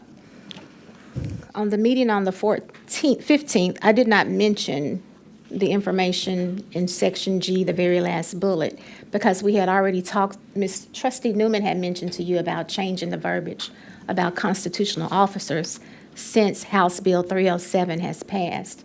It may be in here now, but at that time, you mentioned that the county attorney's office wanted to wait until the governor signed the bill. So before this compensation policy is adopted, I just want to point out issues and concerns that the Shelby County Sheriff's Office now has with this policy, since the sheriff is a constitutional officer. And therefore, we strongly disagree with that last bullet in Section G. And I have no further comments. And again, grades 72 through 75 are not in this compensation policy. Thank you. Thank you, Ms. Lindsay. Commissioner Ford, you're in the queue. My question's for you, Chair. So is this coming back up before June 30th? Yes, at sir, it all? is. It is. Do we have a date? I know that it's almost May, so is this coming up, like next meeting on the 30th or the meeting after that, to your knowledge? The goal is for after the subcommittee to go to a regular committee meeting. The hope is that I was just trying to figure that out if it was going to make it on the 30th, which technically is the next one, but if not, it will be the one afterwards. I don't have the dates in my head. What is the next committee meeting outside of the 30th? And if there are any May 14th? May 14th. And if there are any modifications that might be requested and whatnot, this is in the form of a resolution as before, right? Yes. And my last question to the chair. Since we did not have this, is that going to be, well? It should be happening next. The gentleman should it is be. Okay. Yeah, should be All right. on the system. All right, good. That's all I have. Chair. Commissioner, I'm sorry. I'm sorry. Commissioner Mills, and then I Okay. get you Commissioner Brooks. Okay, thank you. Thank you. So with this now, with House Bill 307 passing and things that need to be addressed, will they be addressed before this gets to us?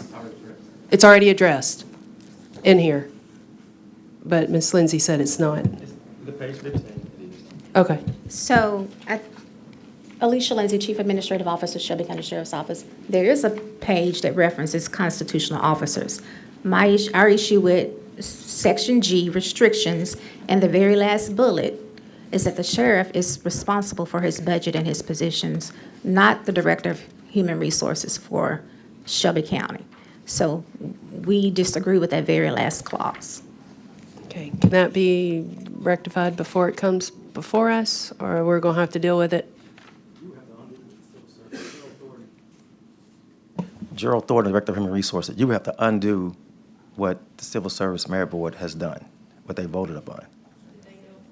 Did they know about House Bill 307 before? Trustee Newman actually brought it up, and we actually changed the language. It's on page 15 of this document. It's on the red Okay. line.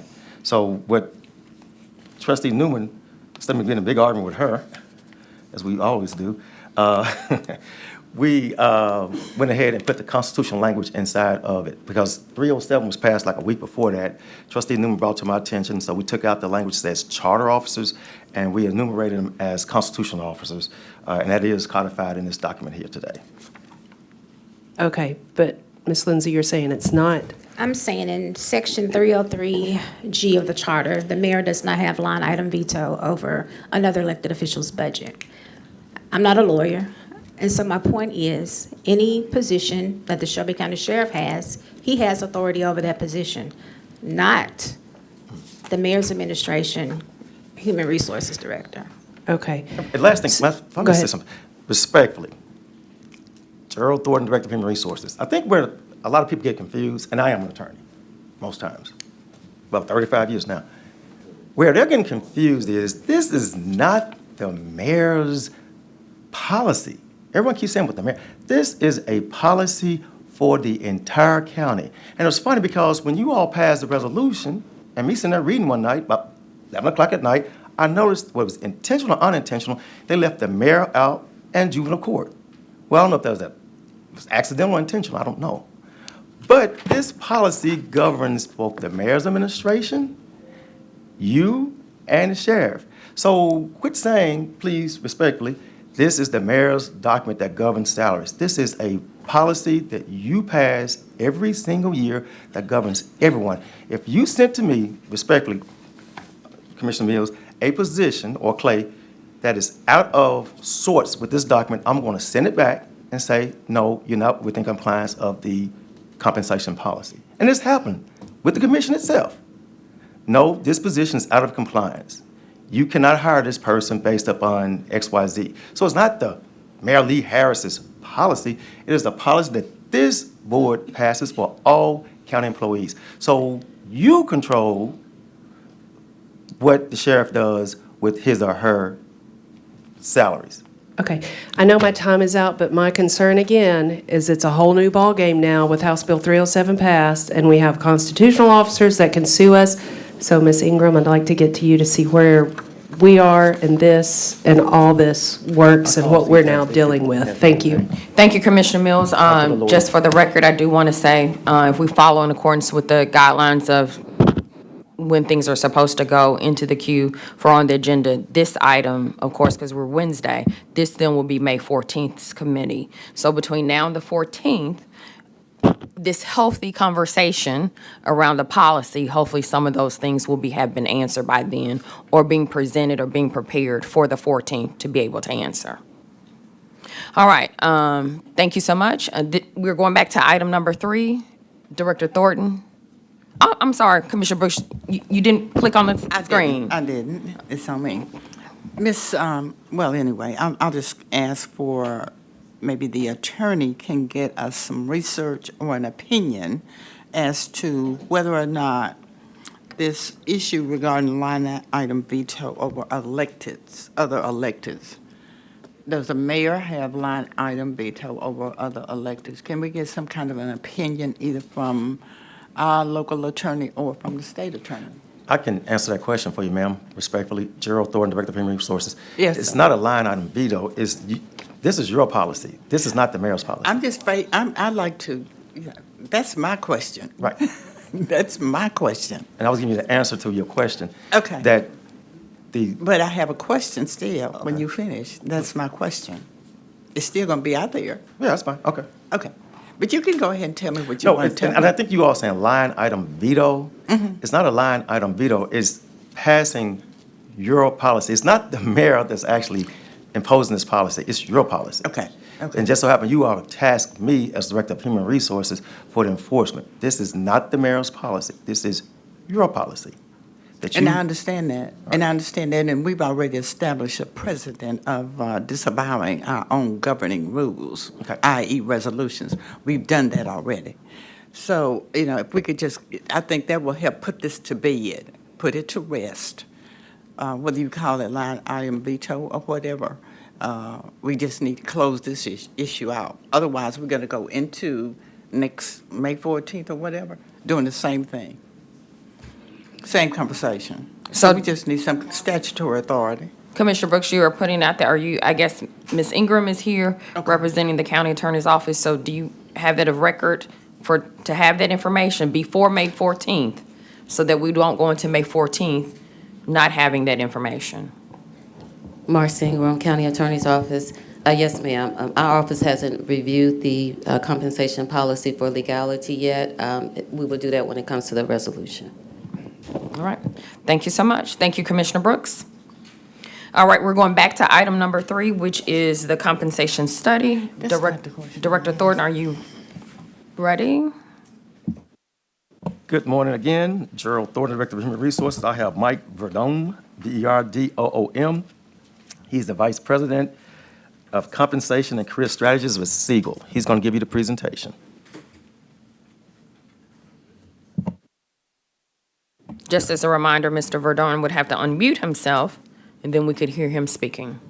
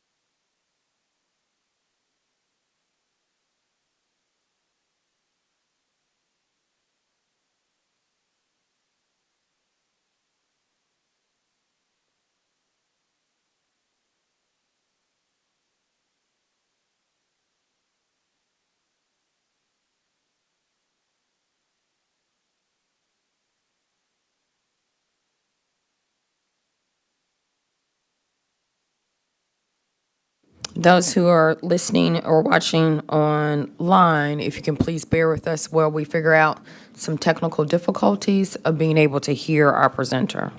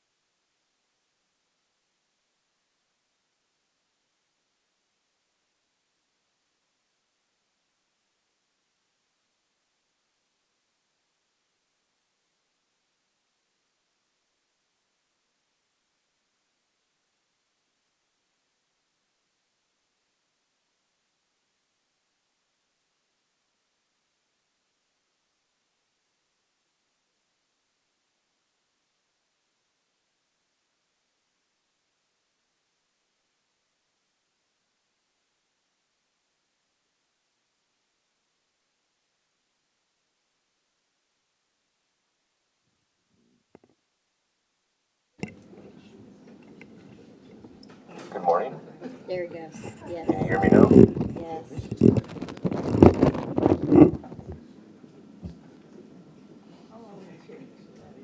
Can you hear me? Somebody hit the microphone and say yes. Tell him yes. Yes, we can hear you. Oh, there it is. I can hear you clearly now. I can hear you clearly the entire time until Okay, can you make sure your volume is up as well on your end? it is volume is up as far as it can be at this point.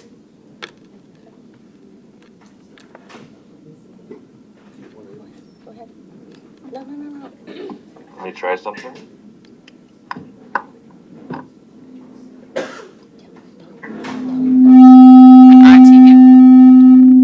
When IT gives us the go-ahead, then we'll be ready. Don't touch anything between now and then.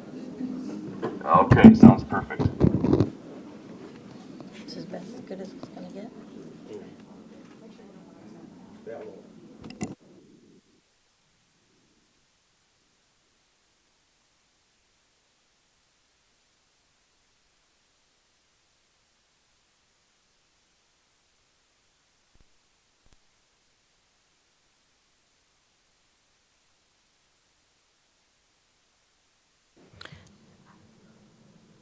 Please speak one more time. We're testing again.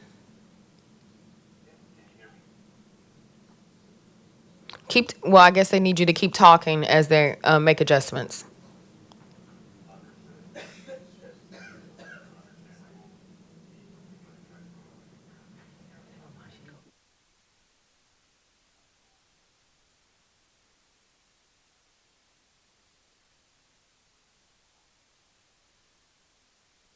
It's not. I think they're trying to work on it.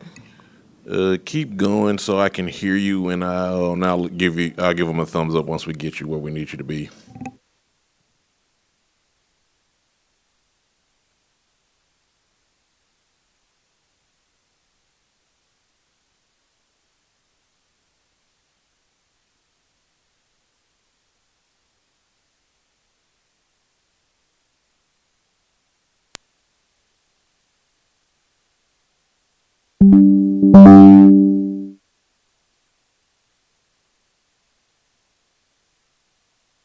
Members that these are preliminary results. There are still some activities and actions and steps to Okay, take. thank you. We now have you at the volume where you need to be. And I Awesome. will hand it back over to Director Thornton to get you going. Thank you very much.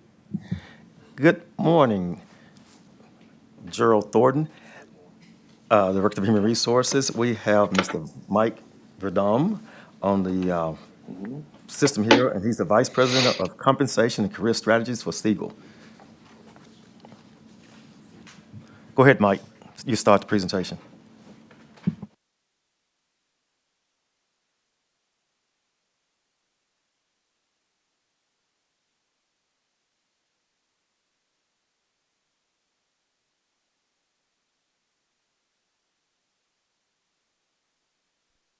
Onto the second slide really quick. It's the project objectives. And we'll go through these slides relatively quickly so that we can get to the end results here. What we were charged with is collecting external market data from other similar sized governments, as well as published surveys to represent the broader private sector. When we worked with the project team, we kind of talked through all the different methodologies and the goals. We heard from a lot of the stakeholders early on in the project and what the overall concerns are. And a lot of those are going to be integrated into the final recommendations, where we are not at yet at this point. We are right now at the preliminary results and the findings of how the how the county compares to the market. Our next step, we're at the point right now in that green circle, collect the salary and benefits market data comparable to public and private sector. And then we are going to be working on developing an updated salary structure, looking at the one that the county has proposed starting in July 1, 2025, but then also saying, if you had the opportunity to do a new structure, this is what it could look like, to think about those longer term issues that I've been hearing about this morning here as well. And then look at the cost implementations that go into this. On to the next slide, which is the total compensation market assessment in the process. So working with the county, the county had selected 101 benchmark jobs, and these are very similar to the jobs that were done in the previous study several years ago as well. Slight refinement to them, and that is in our opinion, that is a good practice to have a continuous kind of basis of benchmark jobs that are continuing to go back out to the market every several years as well to assess where you're at. Now, whether you can do something with that information is a different story, but having that consistent market data of benchmark jobs is a very good practice. So we applaud the county and kind of how the benchmark jobs are selected. We reviewed those benchmark jobs and said, yeah, we don't have any disagreement in the process and the methodology in which these were selected from our experience and our expertise. Then we looked at 13 different public sector peer organizations. And one thing that's unique about Shelby County, just with where it's located, the size of Shelby County and the government, some of the local peers may not be the best organizational matches, because we do want to ensure that we have the right size organizations that we're matching the similar jobs to as well. So we identified 13 public sector organizations and then 3 published survey sources. Those are going to be our representation for the private sector.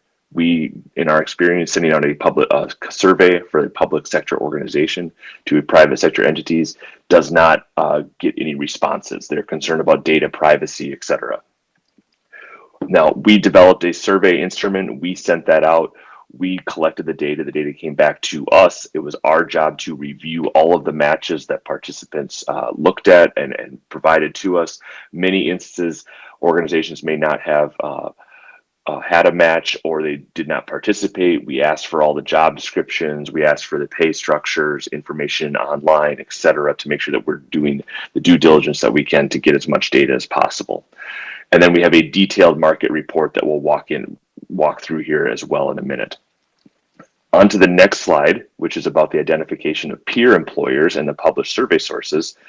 Early on in the project, we did ask through the different stakeholder questions, et cetera, like, who do you compete with for talent? Who do you hire from? Who do you lose to?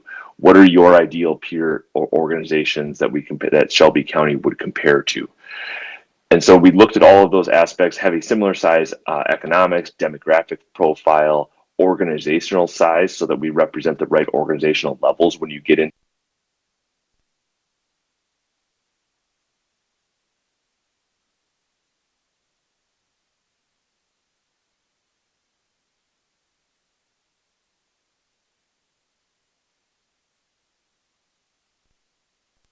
Everything that we have collected, whether it's from a different location or through the published survey sources, has been a cost of labor differential to adjust for Shelby County, for Memphis, Tennessee there as well. So on to the next slide. This is the list of peer employers that we sent the survey out to. There were 13 different public sector peer employers that we sent the survey to. We were able to get data from 10 of those 13. And that's a very good set of data based on our experience. Ideally, we shoot to make sure we get at least 60% of the respondents back. That's just kind of what the reality is when conducting a survey like this. It's extra work for those counterparts on the HR side and the other organizations.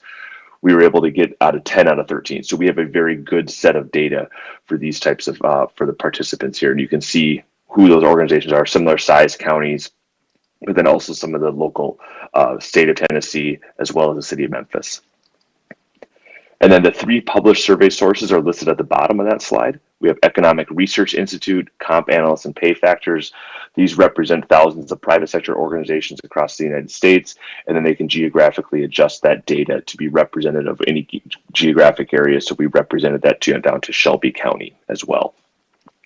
Once we do all of this work, the next slide, which is a sample detailed market data for each benchmark job, we have gone through, we break the data down like this. This is a sample job from the survey for accounting technician. We go through all of these different matches, flag any ones that we need to follow up on to say, hey, we need a job description for this. This doesn't seem like the right level. The salary range seems very narrow. It seems too broad. Why is the minimum so much closer to the midpoint when that's not a midpoint? Various questions that we need to ask to ensure that the data itself is a valid and defensible data set. So we would go through all of these. We walked through these with the project team as well at the county to say, here's where we're at. Do we have the right matches? Are there any things that we're missing from different organizations or anything else like that? And we break it down by the public sector side on the top through the custom survey. We have the published survey sources in the middle, and then you have an overall combined sources, which is looking at the average between the two of those, kind of a 50-50 weighting for the custom survey with the published sources as well, which is the best practice within it. So we have one of these for every single of those benchmark jobs to ensure that we have a really valid data set. And based upon all of that, you can see that this job here, according to the public sector, at the minimum was 90% of the overall market. Okay, so if a job was at 100% of the market, it would be at the market rate. So we're saying that this job is at 90% of the market. And we would define the competitive corridor here at Siegel to be anything between 95% of the market to 105%, kind of plus or minus 5% around that identified market point. And that market point that we are looking at here is the market average. So a simple average calculation of the market data that we've collected. How does Shelby County compare? So on the next slide, which is the overall summary of findings, and again, these are the preliminary summaries based upon each of those benchmark jobs compared to the market rate. Public sector, we found that the pay range minimum for the county was at 84% of the market, the midpoint at 90%, and the maximum at 90%. When you go to the private sector, through those published survey sources, this is not surprising. This happens in most public sector organizations that we work with. The pay range minimum is at 77%, the midpoint at 83%, and the maximum at 80%. So it does result in an overall comparison that would be at about 81%, 87%, and 85% of the overall market. So from this, the market competitive focus that we have learned from Shelby County that we want to kind of look at as we're recommending to develop a new salary structure, adjustment of the current structure, the new structure that exists that's going into effect on July 1, 2025, is that pay range minimum. So that's what we've been focused on to say we need to make sure that minimum is up to that market point, because if you have the floor at the right spot, then the midpoint and maximum should also be at those right spots to make sure that we have a right flow, the right differentials between different grade levels, et cetera. And those are the things that we will be working on going forward. So to improve the market competitiveness of the pay ranges, we recommend that the minimum should be adjusted by either 14 to 19%. And where that would come from basically is that the 19% comes from that overall market. The pay range minimum is 81% of the market. So 19% would bring that up to 100%. If you moved it up 14%, it would move it up to 95% on an overall basis. Now, some of those job families, we also look at this with regards to the different job families and departments that the county has, and say, how do these break down? To say, yep, there's going to be some that are more aligned with market and some that are going to be less aligned with market. So those are the various things that we need to start dissecting now that we have this data set. And then how does that compare with an overall pay structure? So on the next slide, the next steps, what we're going to be doing is doing salary structure design. We know that the county has a new structure that's going into effect July 1, 2025.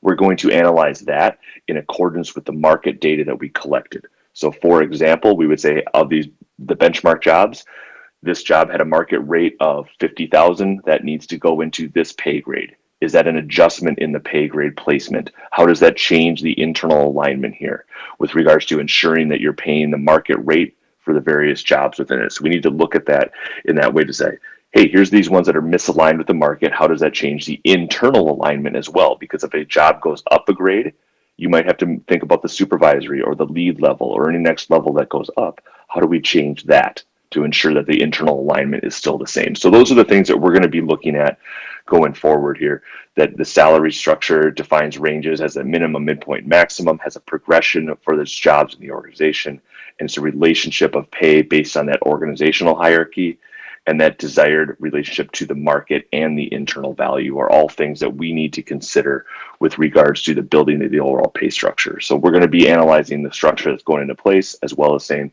hey, if we're starting from scratch from an outside perspective, here's a salary structure and the midpoint to midpoint differential, range spread, et cetera, that could work for the county as well. So overall, that is it. And we can take questions or anything like that.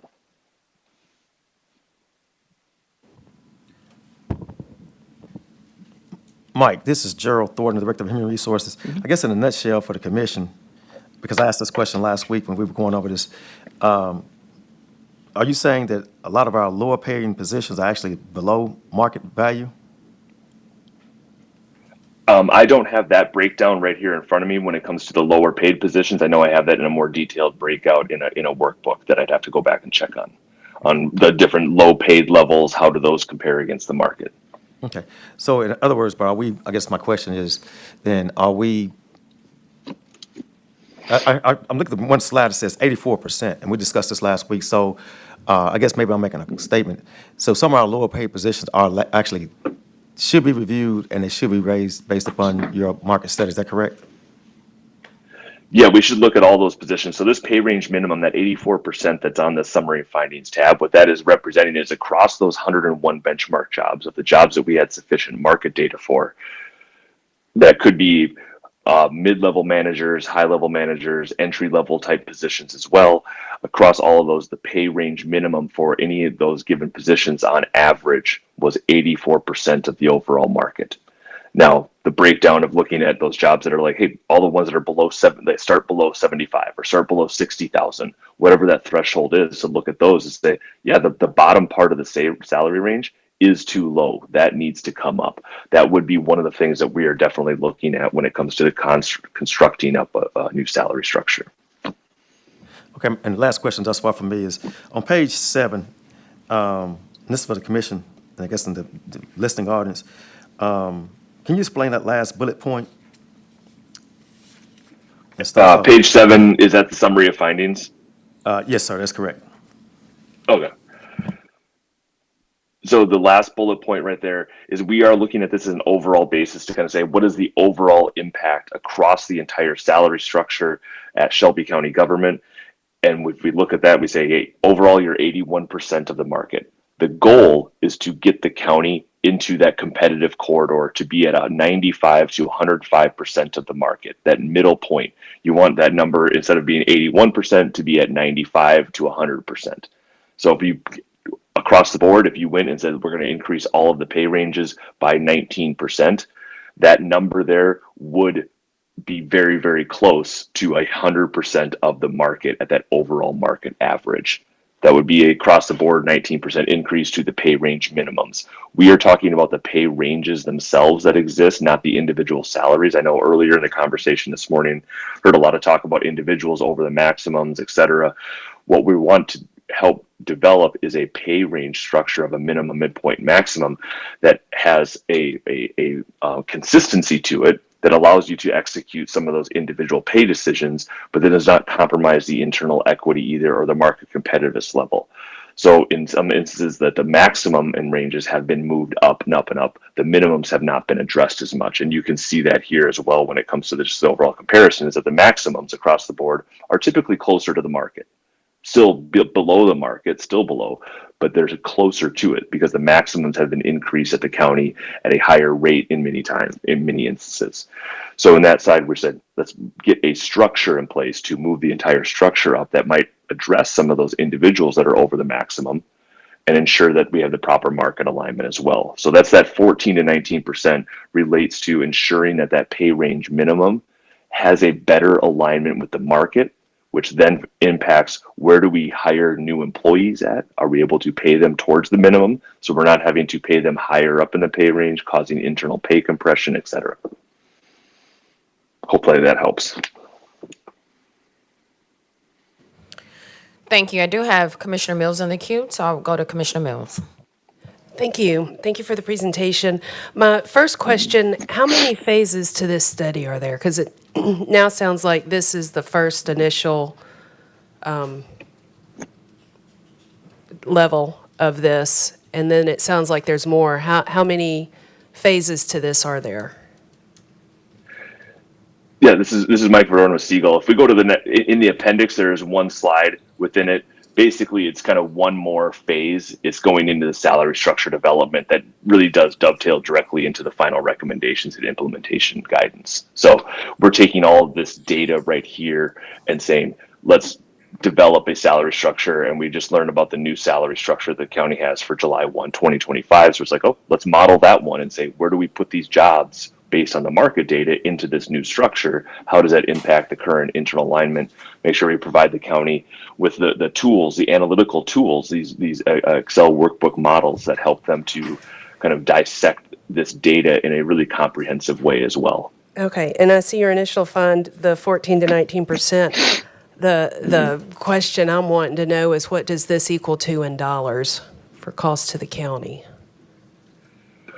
At this point, this is Mike Verdorn with Siegel. We did not calculate that because it's going to be at different levels based upon where people are at within the pay ranges on their actual pay. We're just talking about the 14% to that pay range minimum.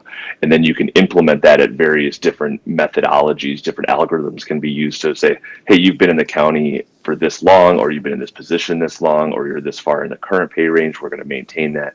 A lot of different iterations of how you can calculate the actual cost. Okay, so there's no way. Overall, if you're moving the minimum up there. So there's no way at this point in the study to tell us kind of an overall cost of what we're looking at to adjust these numbers? At this point, we do not have that. Okay, that's what I'm wanting to know. Thank you. Thank you, Commissioner Mills, for your comment. That actually was going to be my question as well. Thank you for the presentation, but I guess I'm going to look at Director Thornton around. What would it take for us to actually, like, this is a great chart. I think they've done some good work, but it's difficult to make any decisions based upon where we may need to be without any numbers. Good morning, Gerald Thornton, Director of Human Resources. If you recall, Commissioner Sugarman actually has I guess it's an ordinance out there in which she's going to, you all pass, raising everyone's salary to $20.77. Those, if funding is found for that position, then therefore it would be put in Mr. Michael Thompson's budget, as well as the fact that it would actually have a significant impact upon our very low-paying paid employees, because we have individuals getting paid it's like $31,253. If you raise that person's salary to $40,000, that's roughly almost a $9,000 increase, which is going to have a significant impact upon this document right here. So we're working in conjunction with Siegel as well as the finance team, that if you also choose to approve that $20.77, then this is going to have a significant impact upon this document right here, because we're primarily looking at, although we had a lot of robust conversations about all the appointed personnel, but primarily what we are looking at is the individuals who are making very low salaries in order to get them at least to $40,000 or higher, and make sure there's no compression issues, because we'll look at the lower paid first before we look at people like myself or anyone else within the process. So that's what we're primarily focusing on, our very low paid individuals, primarily individuals in the various clerk's offices, maybe public works and public services. Thank you, Director Thornton. Commissioner Mills, you're back in the queue. Thank you. That leads to my question, Director Thornton. With the ordinance that's going on now and this study, does it matter which comes first? Do we need to hold off on the ordinance, or we need to pass the ordinance before doing this? And how much, I don't think there was a cost to that ordinance. How much will that end up costing us to do that if we do pass the ordinance? If passed, that's Director Thompson, who's Director of Finance. I think we calculate those numbers within the last couple of days. I'm not here privy to give the exact amount. However, it will have definitely an impact upon this particular study due to the fact that it would actually raise these minimums that we actually presented to them, because there are people who ranging from $39,800 down to $31,000 that's actually impacted. And so if you fund that particular ordinance, then again, we would have to send this back to Siegel so Siegel can run numbers again. And you also heard him say something that was interesting. I wish Ms. Lindsay and others were here, is in that based upon what we have right now, we have to come back before you all again with this compensation study with these classifications, because these classifications are going to be adjusted again based upon their final report. So we would I guess, mid-season somewhere, have to amend not the language of the compensation policy itself, but the actual, various scales that you've seen earlier today. Sounds like we've got a lot going on, and there's no process, and we're just throwing things to make them stick. We're funding the compensation study.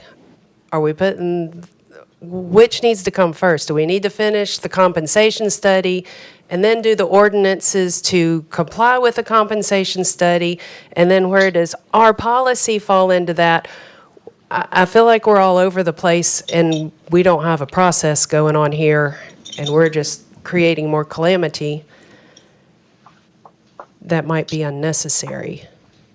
What's the recommended process here with all that we've got going on? First, Gerald Thornton, Director of Human Resources. The first thing is the compensation study. I'm talking about the study. The policy itself, not just because I work for the administration, I think the policy should not be addressed. Keep it as is. Although we have individuals who want to change it, we should not change this policy until the study is completed. I know what the sheriff is saying, I know what Ms. Lindsay is saying, but we should not address this issue, the policy itself, until Siegel completes its study. Now, we are supportive of the $20.77 because it would have another impact, which we would have to forward this to Siegel as well, due to the fact it would actually raise all those minimum positions from the $31,253 up to $40,000. That ultimately it falls in your lap as to how you want to fund it. That was my question, do we have the money to do that? I know that's finance. So on the policy, you're saying hold off on that a couple of months? Right, and if Gerald Thornton, Director of Human Resources, respectfully to everyone who listened to this call earlier, and I don't want to rehash the facts, you had one elected official who wants to change one item in this policy. If you notice, there were several other elected officials who had no complaints, and they actually were sitting there, and they heard this earlier. There's only one elected official who wants to change the policy, and it's only dealing with their appointed personnel. It has no impact upon what we're studying here. Primarily what you're looking at here is people who are actually protected by the Civil Service Merit Board. We call civil service or classified employees, I'm sorry. So I would say leave the policy as is. Once the study is finally completed, then we move forward with further negotiations about how we want to fund additional salaries for the appointed staff for the Sheriff's Department. But what's the timeline for the study to be completed? Mike, can you answer that question? Yeah, I was going to jump in here. Yep, we're doing the salary structure and everything. We have some preliminary salary structures by May 7th, and then we'll be working over the next few weeks with the project team to kind of refine those. Okay, and within the next month. Okay, and where are we on the ordinance? I don't even remember. Are we second reading or are we on third reading? Oh, it passed? It's done? So now we just have to fund it? Okay, all right. Thank you. So my question would be, thank you, Commissioner Mills, for your question. So my question would be at this moment then, as Siegel is working on the salary structure or range, is there an opportunity to see a chart where, like, if that I didn't know we had already done third reading. So if we've already done third reading this past, where are we on what the $20, how it would impact? Let's say right now you're saying that the recommendation is additional 14 through 19%. Where will $20 put us? On our lower, I'm sorry, Gerald Thornton, Director of Human Resources, on our lowest paid positions, which is primarily the clerk positions, which is hard to actually recruit, and some within the Sheriff Department as well, imagine a $9,500 pay increase on a $31,000 salary is pretty much like a 25% increase, which definitely Would take care of the would 14, take care of, 19%. Right, Okay. exactly, yes, ma'am, it would definitely, as well as the other position, it exponentially go up. So some people may get a 25% salary increase, but others may get a 20% and on up and up and up as you go up. So the $20.77, if you also fund the $20.77, then it would have a significant impact upon the lower paid positions, and it would help in recruitment and retention. Because we have some individuals, believe it or not, that are actually working in various clerks' offices that are making $38,000, and they're actually supervising people. So it would also have an impact upon those individuals as well, so we would get them above that $40,000 range. So the expectation is by May 7th to have actually an opportunity to look at the charts, to be able to see how much things cost. I guess that's really where I am now in understanding like cost of And May things. 7th would be, May 7th would be working with the project team on those preliminary salary structure costs implementations. All right, We thank need to you. go through several different iterations of that. All right, Commissioner Brooks, you're in the queue. Thank you. Director Thornton, is it possible for you and your consultant and whomever else is working on this to produce a process, reduce to writing a process with a timeline so that we can eliminate any allegations of calamity? I don't think that's befitting of a county commission.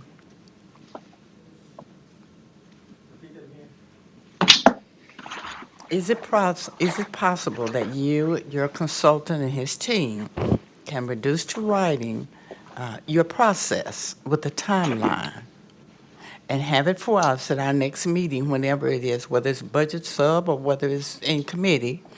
Because we do not want, since it's been mentioned calamity here and gone out on the public airways, we do not want the appearance of calamity associated with the county commission.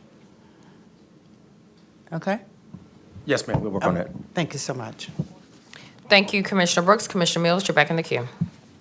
I think that was being referred to me. I did say calamity. I meant with a lot of different things going on and not a process. I was not being disparaging to anyone.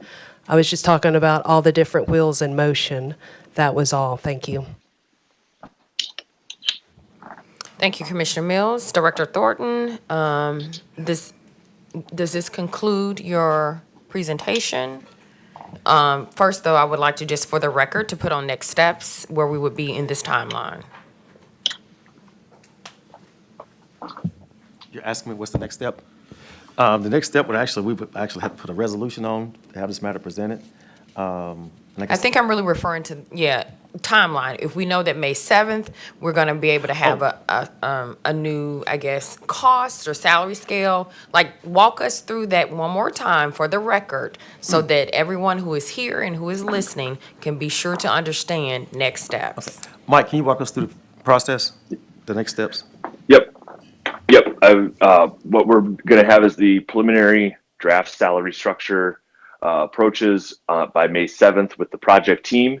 And with the project team over the 2 weeks after that, we'll be refining that, educating them kind of on what our thoughts are on it, hearing what the concerns are that we've heard today, make sure we're addressing some of those aspects within it, because we'll be modeling two different ones. One is the current one that's going into effect July 1, 2025, but then also what we would just say is like, hey, here's an ideal or a third-party recommended salary structure on a broader scale.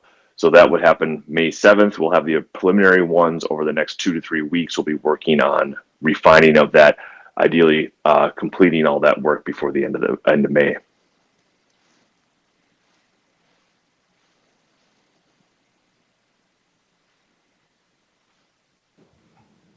Yeah, that answers my question. Thank you so much. Thank you. Thank you, Director Thornton. This concludes item number 3. So we'll now go to item number 5, Director Thompson, Deputy Director Thompson.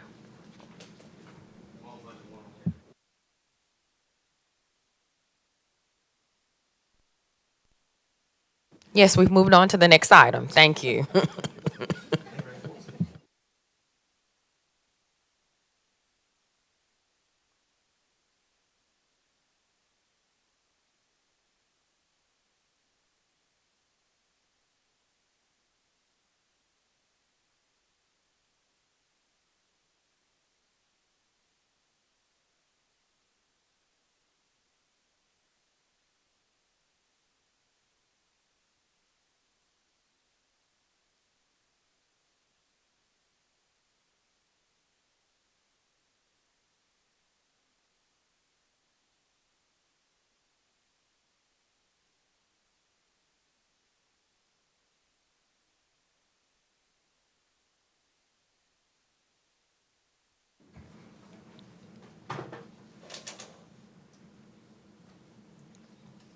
Deputy Director Thompson, we are waiting on you.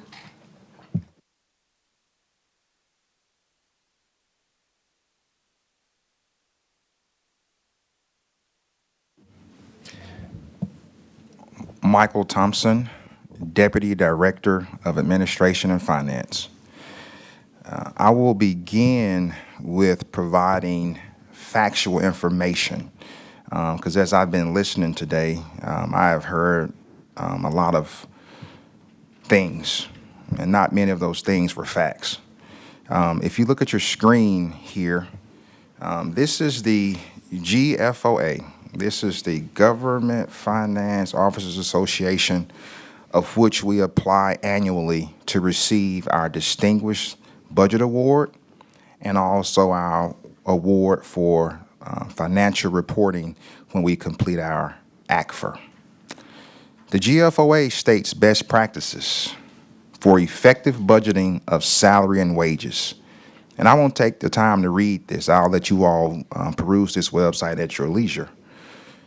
But they recommend every government should consider forecasting procedures that will result in more accurate expenditure projections, especially as they relate to personnel. Commissioners, you can read it for yourself. When we talk about salary restrictions, that is a misnomer. And I'm going to prove that to you all today with the document that just was passed out to you all. Salary restriction is a term that we will remove from our literature inside of Shelby County as a result of the false statements made concerning its application in people's budgets. The GFOA encourages every government to consider these forecasting procedures during budget season to have an accurate expenditure projection for what will actually be spent on payroll. Could you go to the next website for me?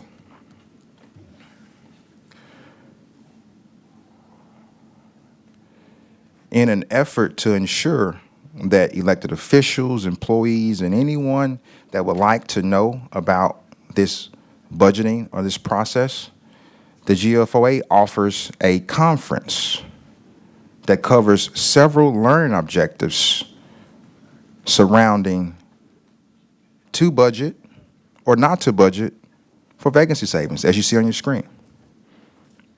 In Shelby County, we have had a history of budgeting for vacancy savings as a result of the significant amount of positions that continue to go unfilled year after year after year after year and after year. This conference is scheduled for Wednesday, July 2nd. Unfortunately, that's after budget season is over, but nonetheless, it will prepare you with the tools and resources necessary to understand your responsibilities when it comes to establishing a sound budget with accurate projections. Thank you. Will you now go to the Excel file provided? You all have a printed copy in front of you, and it will also be on the screen.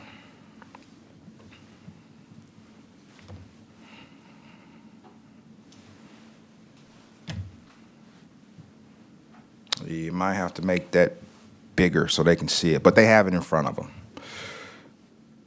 What you have before you today is our budgeted vacancy savings that was approved in FY25 and the analysis to show you where we are 9 months into our fiscal year, that being March 30th. So this analysis says that we budgeted for vacancy savings for positions that will be unfilled, and through 9 months, how have we fared as a result of those budgeted savings? And we'll go office by office so that you can see that this methodology, when stated in terms of salary restriction, it is not restrictive at all. Therefore, we need to change our terminology to ensure that everyone has the same understanding. I will begin with the mayor's administration. The mayor's office, CAO and Public Affairs, had a budgeted $440,343 vacancy savings amount. 9 months through the fiscal year, they have exceeded that because they showed savings of $616,340. They have exceeded that by $175,977. This amount that we budget for vacancy savings is not restrictive to any of our offices except for those that are much smaller with small position complements as we will get down to the judicial area, and I will show you that. Let's go down to another division. Let's go down to IT. IT had a budgeted $1,091,701 vacancy savings amount. 9 months through the fiscal year, they have saved $1.6 million, exceeding that by $500,000. Let's move on down to the Sheriff's Department. The Sheriff's Department had a budgeted $44 million vacancy savings amount. 9 months into the fiscal year, they have not spent, or we can say saved, $47.3 million, exceeding their budgeted vacancy savings amount by $3 million. That is $3 million that is in their budget that can be used for whatever needs may arise for public safety. To hear words, and I don't even want those words to come out of my mouth, but they start with a D, F, and P. It appalls me that that rhetoric is stated when I present numbers that tell the facts and support a different perspective. If we want to continue to play games and not understand the true numbers and our jobs and responsibilities, I don't recommend we do that. As we go on down to judicial, you see many of our offices have exceeded their budgeted vacancy savings amount. The largest being the Sheriff's Department. The next largest being the juvenile court judge. They had a budgeted vacancy savings of $1 million. Has actually saved 2.5, exceeding that by $1.5 million. If we continue on down the page, the smaller offices, such as divorce referee and jury commission, they should not have a budgeted vacancy savings amount. However, they do. And they have not met theirs through 9 months out of the fiscal year. But based upon the numbers that we see here, by the end of this fiscal year, they will have met their budgeted vacancy savings amount and possibly exceeded it.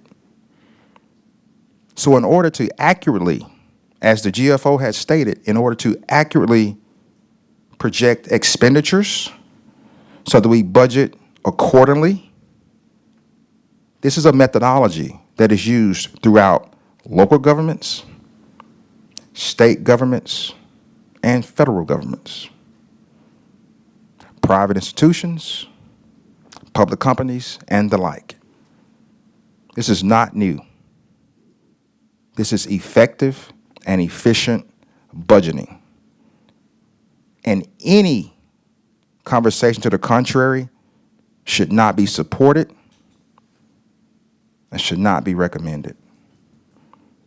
I would like to take questions on this either now or at the end because I do have a few more slides that I would like to discuss. Any questions on this analysis? No commissioners are in the queue right now.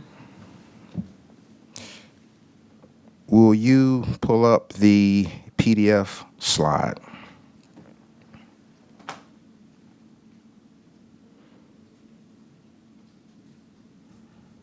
Not that one. No problem.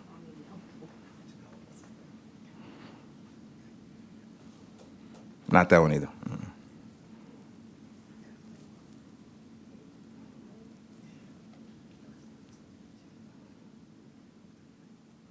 Yep. All right. What we have here,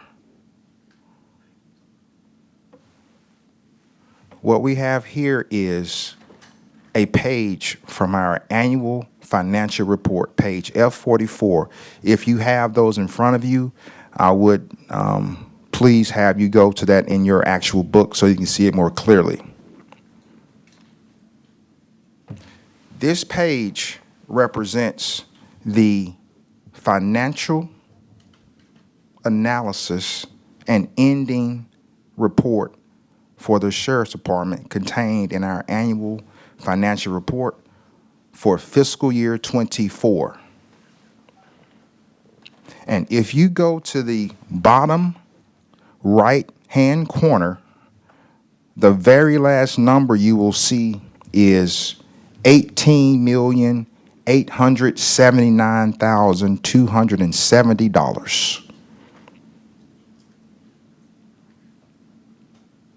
This amount of money was budgeted for the Sheriff's Department in FY24 and was not utilized in FY24.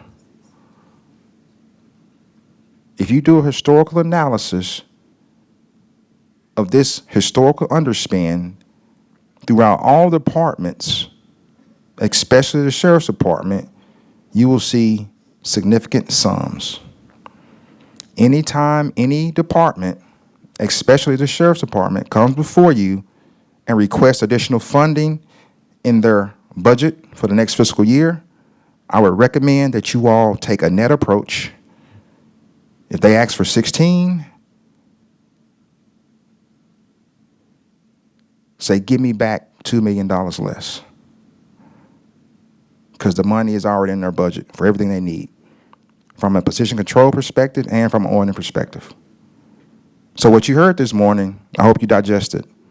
But what I'm providing to you now are facts. And I recommend you study the ACFR. I'm happy to provide additional conversation or training on that. But right now, a $16 million ask from a department that gave back $18 million in the previous fiscal year doesn't sound like effective budgeting.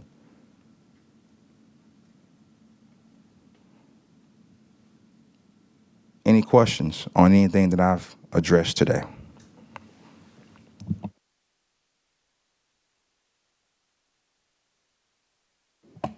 I don't see any commissioners that are in the queue. It'll probably take a moment for everyone to digest this information in your presentation. So to Deputy Director Thompson's point, if anyone has any additional questions, please reach out to him directly.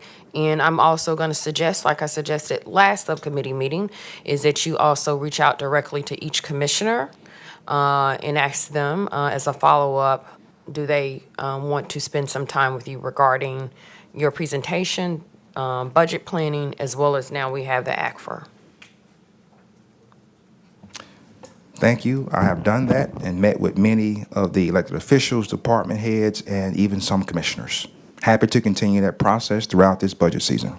Thank you so much. All right, thank you, Deputy Director Thompson, and this officially adjourns Committee Number 1, Budget and Finance Subcommittee. I'm sorry, Commissioner Wright wants to jump in right quick. Thank you, Madam Chair. This is just a point of personal privilege. Just wanted to say happy birthday to my niece, Anna. Thank you so much. Happy birthday, Anna. All right, thank you. Commissioner Brooks? Thank you. I will take you up on the advice of contacting Director Thompson for an update or a meeting For Budget 101, get my arms around Budget 101. I think I missed a couple times, so I'm ready to be a student. Thank you. I think, I Thank you. can't see Deputy Director Thompson, but surely he did hear that request to go ahead and get that on the calendar. So since Commissioner Wright opened up the opportunity to give a special point of privilege, although it is past his birthday, but I do want to use this opportunity to say happy birthday to my son Langston last Sunday. Thank you. All right, this officially adjourns Committee Number 1, Budget and Finance Subcommittee.